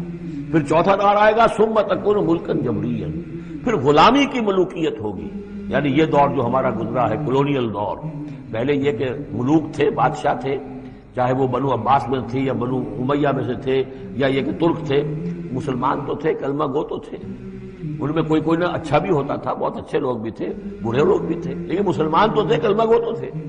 لیکن چوتھا دور آیا کہ کہیں ہم انگریزوں کے غلام ہو گئے، کہیں ہم ولندیزیوں کے غلام ہو گئے، کہیں ہم فرانسیسیوں کے غلام ہو گئے، کولونیل پاورز۔ تو ہماری تو ملکہ معظمہ جو ہے ملکہ وکٹوریہ تھی، 1857 سے تو ہم ان کی رعایا بن گئے تھے، اس سے پہلے تو جو بھی تھی بہرحال ایسٹ انڈیا کمپنی جو تھی، لیکن یہ کہ بعد میں تو ہم براہ راست تاج برطانیہ کے غلام تھے۔ یہ چوتھا دور ہے جو تقریباً یوں سمجھیے کہ ابھی نصف میں پہنچا ہے، اس اعتبار سے کہ اگرچہ براہ راست وہ جو حکومتوں کا جو ہے جو جہاں پر تھا جو بساط بچھی ہوئی تھی وہ لپیٹ دی گئی ہے، لیکن ابھی مالیاتی اعتبار سے ریموٹ کنٹرول سے وہی قوتیں ہیں کہ جو آج بھی کنٹرول کر رہی ہیں، یہ ریموٹ کنٹرول ہے۔ ابھی یہ چوتھا دور ختم نہیں ہوا ہے، پہلے یہ براہ راست آکوپیشن اور اپنی حکومتیں اپنی فوجیں لا کر، اب یہ ہے کہ اس کے بغیر بائی پراکسی، چاہے ہمارے ہی آدمی بیٹھے ہوئے ہیں، لیکن اصل میں سارا جو ہے یہ مالیاتی جو ہے استعمار ہے، ایک نیا عالمی استعمار ہے۔ لیکن یہ استعمار جو ہے اس طرح کا کولونیل رول نہیں ہے کہ انگریز موجود ہے، ان کی فوج موجود ہے، یا فرانسیسی فوج موجود ہے، یا اطالوی فوج موجود ہے، بلکہ یہ تو IMF اور ورلڈ بینک کا نظام ہے اس کے تحت، اور ملٹی نیشنل کمپنیوں کی۔ لیکن جو چوتھی جو خوشخبری کی بات ہے وہ یہ ہے کہ حضور نے فرمایا بالآخر یہ چوتھا دور بھی ختم ہو جائے گا، اور خوشخبری یہ ہے کہ ثم تکون خلافۃ علی منہاج النبوہ، پھر دور آئے گا خلافت علی منہاج النبوہ کا۔ ثم سکت رسول اللہ صلی اللہ، اس کے بعد حضور خاموش رہے، اس لیے کہ اس کے بعد پھر دنیا کے خاتمے کا معاملہ ہے۔ وہ خاتمے کے بارے میں عرض کر چکا ہوں، ایک طویل عرصے تک تو پوری دنیا میں وہ خلافت علی منہاج النبوہ رہے گی، گلوبل، اس لیے کہ حضور نے یہ بتا دیا ہے کہ اب جب یہ خلافت علی منہاج النبوت کا نظام آئے گا تو کل روئے ارضی پر ہوگا۔ مسلم شریف میں روایت ہے، یہ حضرت ثوبان حضور کے ایک آزاد شدہ غلام تھے، جیسے کہ حضرت زید ابن حارثہ بھی حضور کے غلام تھے، آپ نے آزاد کر دیا تھا، اسی طرح حضرت ثوبان بھی ہے مولا، ان ثوبان مولا رسول اللہ صلی اللہ علیہ وسلم۔ اس میں روایت کیا ہے، حضور نے فرمایا ان اللہ زوالی الارض، اللہ نے میرے لیے ساری زمین کو لپیٹ دیا یا سکیڑ دیا، فرائض و مشارقہا و مغاربہا، تو میں نے سارے مشرق دیکھ لیے زمین کے، سارے مغرب دیکھ لیے، وَإِنَّ أُمَّتِي سَيَبْلُغُ مُلْكُهَا مَا زُوِيَ لِي مِنْهَا، اور میری امت کی حکومت ان تمام علاقوں پر قائم ہو کر رہے گی جو اس طرح زمین کو سکیڑ کر یا لپیٹ کر مجھے دکھا دیے گئے۔ اور یہ روایت صحیح مسلم کی ہے۔ اسی طرح کی ایک اور حدیث ہے حضرت مقداد بن الاسود سے رضی اللہ تعالی عنہ کہ اس روئے ارضی پر کوئی گھر اور کوئی خیمہ نہیں بچے گا، یعنی سیٹلڈ جو علاقے ہیں جہاں گھر ہیں، شہر ہیں، گھر بنے ہوئے ہیں، مکان بنے ہوئے ہیں، یا نومیڈک ٹرائبز جہاں بھی ہیں کہ وہ اپنے خیمے لے کے ادھر سے ادھر جاتے رہتے ہیں، نہ کوئی گھر بچے گا نہ خیمہ جس میں اللہ کا دین داخل نہ ہو جائے۔ بعز عزیز اور ذل ذلیل، یا تو یہ کہ گھر اور خیمے والا اسلام قبول کرے گا، اسلام اس کے گھر میں داخل ہوگا، اس کا بھی اعزاز ہوگا، اور یا وہ گھر والا اسلام قبول نہیں کرے گا لیکن اسلام کی بالادستی جو ہے تسلیم کرنی پڑے گی۔ یؤت الجزیۃ عن ید وہم صاغرون، یہ جو ہم پڑھ آئے ہیں سورہ توبہ کے اندر، تو گویا کہ اس کے گھر میں بھی اسلام تو آ گیا لیکن وہ بدبخت جو ہے اسلام کی نعمت سے اور اس کے اعزاز سے محروم رہا۔ یہ ہے وہ خبر کہ جو ہے صحیح احادیث ہیں، اور یہ منطقی طور پر بھی سمجھ لیجئے کہ قرآن مجید میں یہ بات واضح کر دی گئی کہ حضور کو بھیجا گیا غلبہ دین کے لیے، 3 دفعہ فرمایا۔ سورہ توبہ میں ہم پڑھ چکے ہیں، 2 مرتبہ آگے اور آنا ہے، هو الذی ارسل رسولہ بالہدی ودین الحق لیظہرہ علی الدین کلہ، اور 5 مرتبہ فرمایا کہ حضور کو بھیجا گیا پوری نوع انسانی کے لیے۔ اس کی سب سے نمایاں اور سب سے جو لوگوں کے اندر عام طور پر معروف آیت ہے وہ یہ ہے وما ارسلناک الا کافۃ للناس بشیرا ونذیرا. ویسے ہم پڑھ آئے سورہ انبیاء میں وما ارسلناک الا رحمۃ للعالمین، اس کا بھی مفہوم یہی ہے، تمام جہان والوں کے لیے ہم نے بھیجا ہے آپ کو رحمت بنا کر. اور ہم نے نہیں بھیجا ہے محمد آپ کو مگر پوری دنیا کے لیے، پوری نوع انسانی کے لیے بشیر اور نذیر بنا کر. ان دونوں کو جوڑیں تو اس کا منطقی نتیجہ بھی یہ ہے کہ حضور کی بعثت کا مقصد مکمل ہوگا ہی اس وقت جبکہ کل عالم انسانیت پر دین حق غالب ہو جائے، اور یہ ہو کر لینا ہے. ومن کفر بعد ذلك فاولئک هم الفاسقون واقیموا الصلاۃ وآتوا الزکاۃ، اور نماز قائم کرو اور زکوٰۃ ادا کرو. واطیعوا الرسول لعلکم ترحمون، رسول کی اطاعت کرو تاکہ تم پر رحم کیا جائے. چونکہ روح سخن منافقین کی طرف ہے، اور میں نے آپ کو بتایا تھا ان پر جو شاخ گزر رہی تھی وہ در حقیقت رسول کی اطاعت تھی. بار بار کہتے تھے یہ اپنے جی سے بات کہہ دیتے ہیں، آیت تو ابھی اتری نہیں، ابھی کوئی آیت تو آئی نہیں، قرآن میں تو ابھی یہ حکم آیا نہیں. یہ معاملہ جو ہے ان کو شاخ گزر رہا تھا حضور کی اطاعت. وَأَقِيمُوا الصَّلَاةَ وَآتُوا الزَّكَاةَ، اور نماز قائم کرو اور زکوٰۃ ادا کرو. وَأَطِيعُوا الرَّسُولَ لَعَلَّكُمْ تُرْحَمُونَ، اور اللہ رسول کی اطاعت کرو تاکہ تم پر رحم کیا جائے. لَا تَحْسَبَنَّ الَّذِينَ كَفَرُوا مُعْجِزِينَ فِي الْأَرْضِ، یہ کافر یہ نہ سمجھیں کہ وہ اللہ کو تھکا دیں گے یا ہرا دیں گے زمین میں. وَمَأْوَاهُمُ النَّارُ، ان کا ٹھکانہ آگ ہے. وَلَبِئْسَ الْمَصِيرُ، اور بہت برا ٹھکانہ ہے. یا ایھا الذین آمنوا لیستأذنکم الذین ملکت ایمانکم، اب وہی جو سماجی احکام کچھ دیے گئے تھے کہ اذن لیے بغیر تم داخل نہ ہو گھر میں، اور اس طرح کے آداب جو ہیں معاشرتی ان کے ضمن میں مزید احکام آ رہے ہیں. یہ سورہ مبارکہ کی ترتیب یہ ہے، یوں سمجھیے کہ جیسے کوئی انگوٹھی ہو اور بڑا سا ہیرا جو ہے لگا ہوا دونوں طرف جو ہے وہ اس کا پتلے سائڈ سے یہ ہار ہے، اور اس کے نیچے جو ہے درمیان میں کوئی بڑا ہیرا ہے دوسری طرف موتی ہے. اس کے بالکل وسط میں 5واں رکوع ہے یہ اللہ نور السماوات والارض مثل نورہ کمشکاۃ فیہا مصباح، اور آیت نمبر 35 وہ عظیم کوہ نور ہیرے کے مانند ہے. پھر دونوں طرف جو ہے یہ مضامین ہیں، کچھ ادھر ہیں سماجی احکام، کچھ ادھر ہیں سماجی احکام، اور اس طریقے سے یہ ایک عظیم بہت خوبصورت ہار کی شکل بن گئی. لیستأذنکم الذین ملکت ایمانکم، چاہیے کہ جو تمہارے غلام ہیں اور باندیاں ہیں وہ بھی اجازت لے کے اندر داخل ہوا کریں. والذین لم یبلغوا الحلم، اور وہ لوگ بھی تمہارے کہ جو کہ ابھی وہ بالغ نہیں ہوئے ہیں وہ بچے بھی. منکم ثلاث مرات، 3 اوقات دن رات کے ایسے ہیں کہ جن میں خاص طور پر جو پرائیویسی کا اہتمام ہونا چاہیے، اور اس میں یہ کہ کوئی بھی اجازت لیے بغیر بچے بھی نہ جائیں. من قبل صلاۃ الفجر، ایک تو فجر کی نماز سے قبل. وحین تضعون ثیابکم من الظہیرۃ، اور جو تم ظہر کے وقت ظہیرہ جس کو کہتے ہیں اپنے کپڑے ذرا اتار کے سستاتے ہو، قیلولہ کرتے ہو، ہلکے کپڑوں کے اندر انسان لیٹتا ہے. ومن بعد صلاۃ العشاء، اور نماز عشاء کے بعد. ثلاث عورات لکم، یہ 3 اوقات تمہارے پردے کے اوقات ہیں، یہ تمہاری خاص پرائیویسی کے اوقات ہیں. لیس علیکم ولا علیہم جناح بعدہن، ان کے علاوہ عام حالات میں کوئی حرج نہیں ہے. بعدہن کہ وہ یعنی وہی تمہارے ملازم ہیں، تمہارے غلام ہیں یا باندیاں ہیں، یا اسی طریقے سے تمہارے بچے ہیں.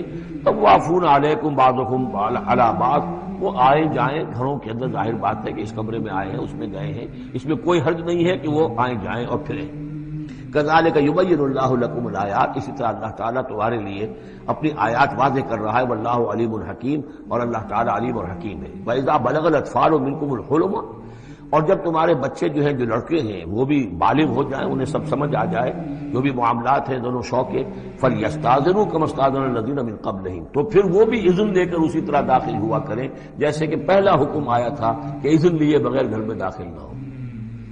کذالک یبین اللہ لکم آیاتہ، اس طرح اللہ تعالیٰ تمہارے لیے اپنی آیات کو واضح کر رہا ہے. واللہ علیم حکیم، اللہ علیم اور حکیم ہے. والقواعد من النساء اللاتي لا يرجون نکاحا، اور وہ عورتیں تمہارے میں سے، تمہاری خواتین میں سے کہ جو اب بیٹھ رہی ہوں، یعنی لا یرجون نکاحا، اب وہ نکاح کی امیدوار نہ ہوں، ایک خاص عمر سے گزر چکی ہیں، اب کوئی نکاح وغیرہ کرنے کا سوال نہیں ہے، بیوہ ہیں یا کچھ اور جو بھی معاملہ ہے، لیکن یہ کہ بہرحال معمر ہو چکی ہیں. فلیس علیہن جناح ان یضعن ثیابہن، تو ان کے اوپر کوئی حرج نہیں ہے کہ وہ جو اپنے اضافی کپڑے ہیں وہ اتار دیا کریں، یعنی بڑی چادر لے کر ہی نکلنا ان کے لیے وہ لازم نہیں ہوگا. یا اگر اپنے گھروں کے اندر بیٹھ کر وہ جو اوڑھنیاں ہیں ان کو مکل مارنے کی جو ان کی پابندی دوسری خواتین پر ہے، اس میں ان کے لیے درد بھی ہو سکتی ہے، اس لیے کہ اب وہ اس عمر سے گزر چکی ہے. والقواعد من النساء اللاتي لا يرجون نکاحا فليس عليهن جناح ان يضعن ثيابهن غير متبرجات بزينة، لیکن ان کی نیت یہ نہ ہو کہ وہ اپنی زینت کو وہ ظاہر کریں اور لوگوں کی نگاہوں میں لائیں. نیت کا معاملہ جو ہے وہ دوسرا ہے. وَأَن يَسْتَعْفِفْنَ خَيْرٌ لَهُنَّ، اور اگر وہ اس معاملے میں احتیاط ہی کریں تو بہتر ہے، اس رعایت سے فائدہ نہ اٹھائیں تو بہتر ہے. اس لیے کہ شیطان جو ہے وہ ہر وقت طاق میں لگا رہتا ہے، نہ معلوم کس وقت اس کے دل میں کیا خیال پیدا کر دے. واللہ سمیع علیم، اور اللہ سب کچھ سننے والا اور جاننے والا ہے. لیس علی الاعمی حرج، اب چونکہ یہ جو احکام دیے جا رہے تھے تو اس معاشرے کے اندر ایسا بھی تھا کہ کسی خاندان کے ساتھ کچھ لوگ جو ہیں بیچارے، کوئی لنگڑا ہے، کوئی اندھا ہے، اپنے برادری کا ہے، اپنی رشتہ داروں میں سے، وہ بھی گھر میں رہ رہا ہے، وہ اپنی کوئی آزاد جو معاش اور آزاد جو ہے کوئی معاشرتی حیثیت کا اہل نہیں ہے. تو اب ان کے لیے کیا ہوگا؟ کیا یہ ساری پابندیاں جو ہیں اسی طریقے سے ان کے اوپر بھی پوری طریقے سے عائد کی جائیں گی؟ تو ان کے ضمن میں کہا جا رہا ہے کہ وہ اگر تمہارے گھروں میں رہے تو کوئی حرج نہیں ہے. لیس علی الاعمی حرج، کوئی کسی اندھے کے اوپر کوئی حرج نہیں ہے، کوئی تکلیف نہیں ہے. ولا علی الاعرج حرج، اور نہ ہی کسی لنگڑے پر. ولا علی المریض، اور نہ بیمار پر. حرج ولا علی انفسکم، نہ تمہارے اوپر کوئی اس میں کوئی تنگی ہے. ان تاکلوا من بیوتکم و بیوت آبائکم، کہ تم کھانا کھایا کرو اپنے گھروں سے، اپنے باپوں کے گھروں سے. اور بیوت امہاتکم، یا اپنی ماؤں کے گھروں سے. اور بیوت اخوانکم، اپنے بھائیوں کے گھروں سے. اور بیوت اخواتکم، یا اپنی بہنوں کے گھروں سے. اور بیوت اعمامکم، یا اپنے چچاؤں کے گھروں سے. اور بیوت عماتکم، یا اپنی پھوپھیوں کے گھروں سے.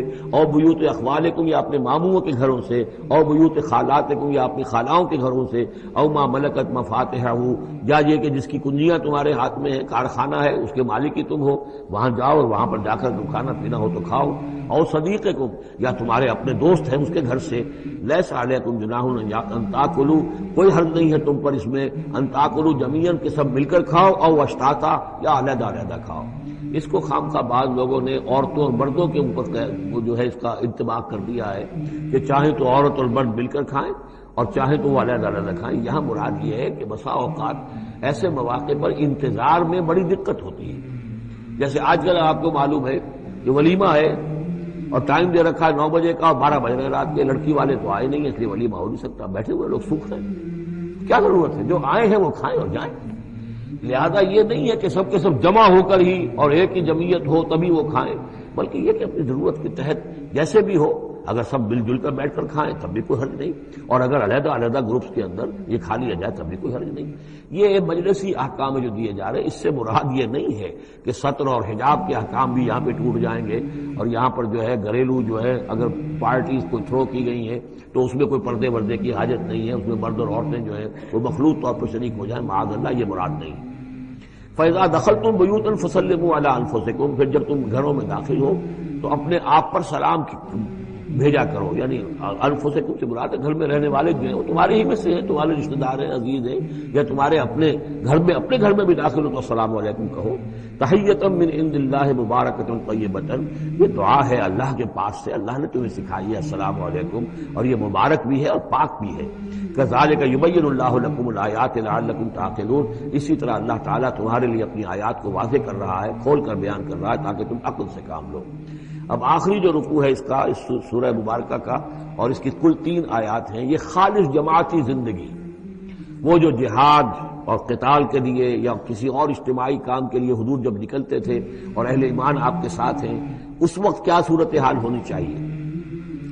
انما المؤمنون الذین آمنوا باللہ ورسولہ، مومن تو صرف وہی ہیں جو ایمان لائے اللہ پر، اس کے رسول پر. وَإِذَا كَانَ مَعَهُ عَلَىٰ أَمْرٍ جَامِعٍ، اور جب وہ ہوتے ہیں ان کے ساتھ یعنی رسول کے ساتھ کسی اجتماعی کام کے ضمن میں، لم یذهبوا حتى یستاذنوہ، تو وہاں سے جاتے نہیں ہیں جب تک کہ اجازت نہ لے لیں.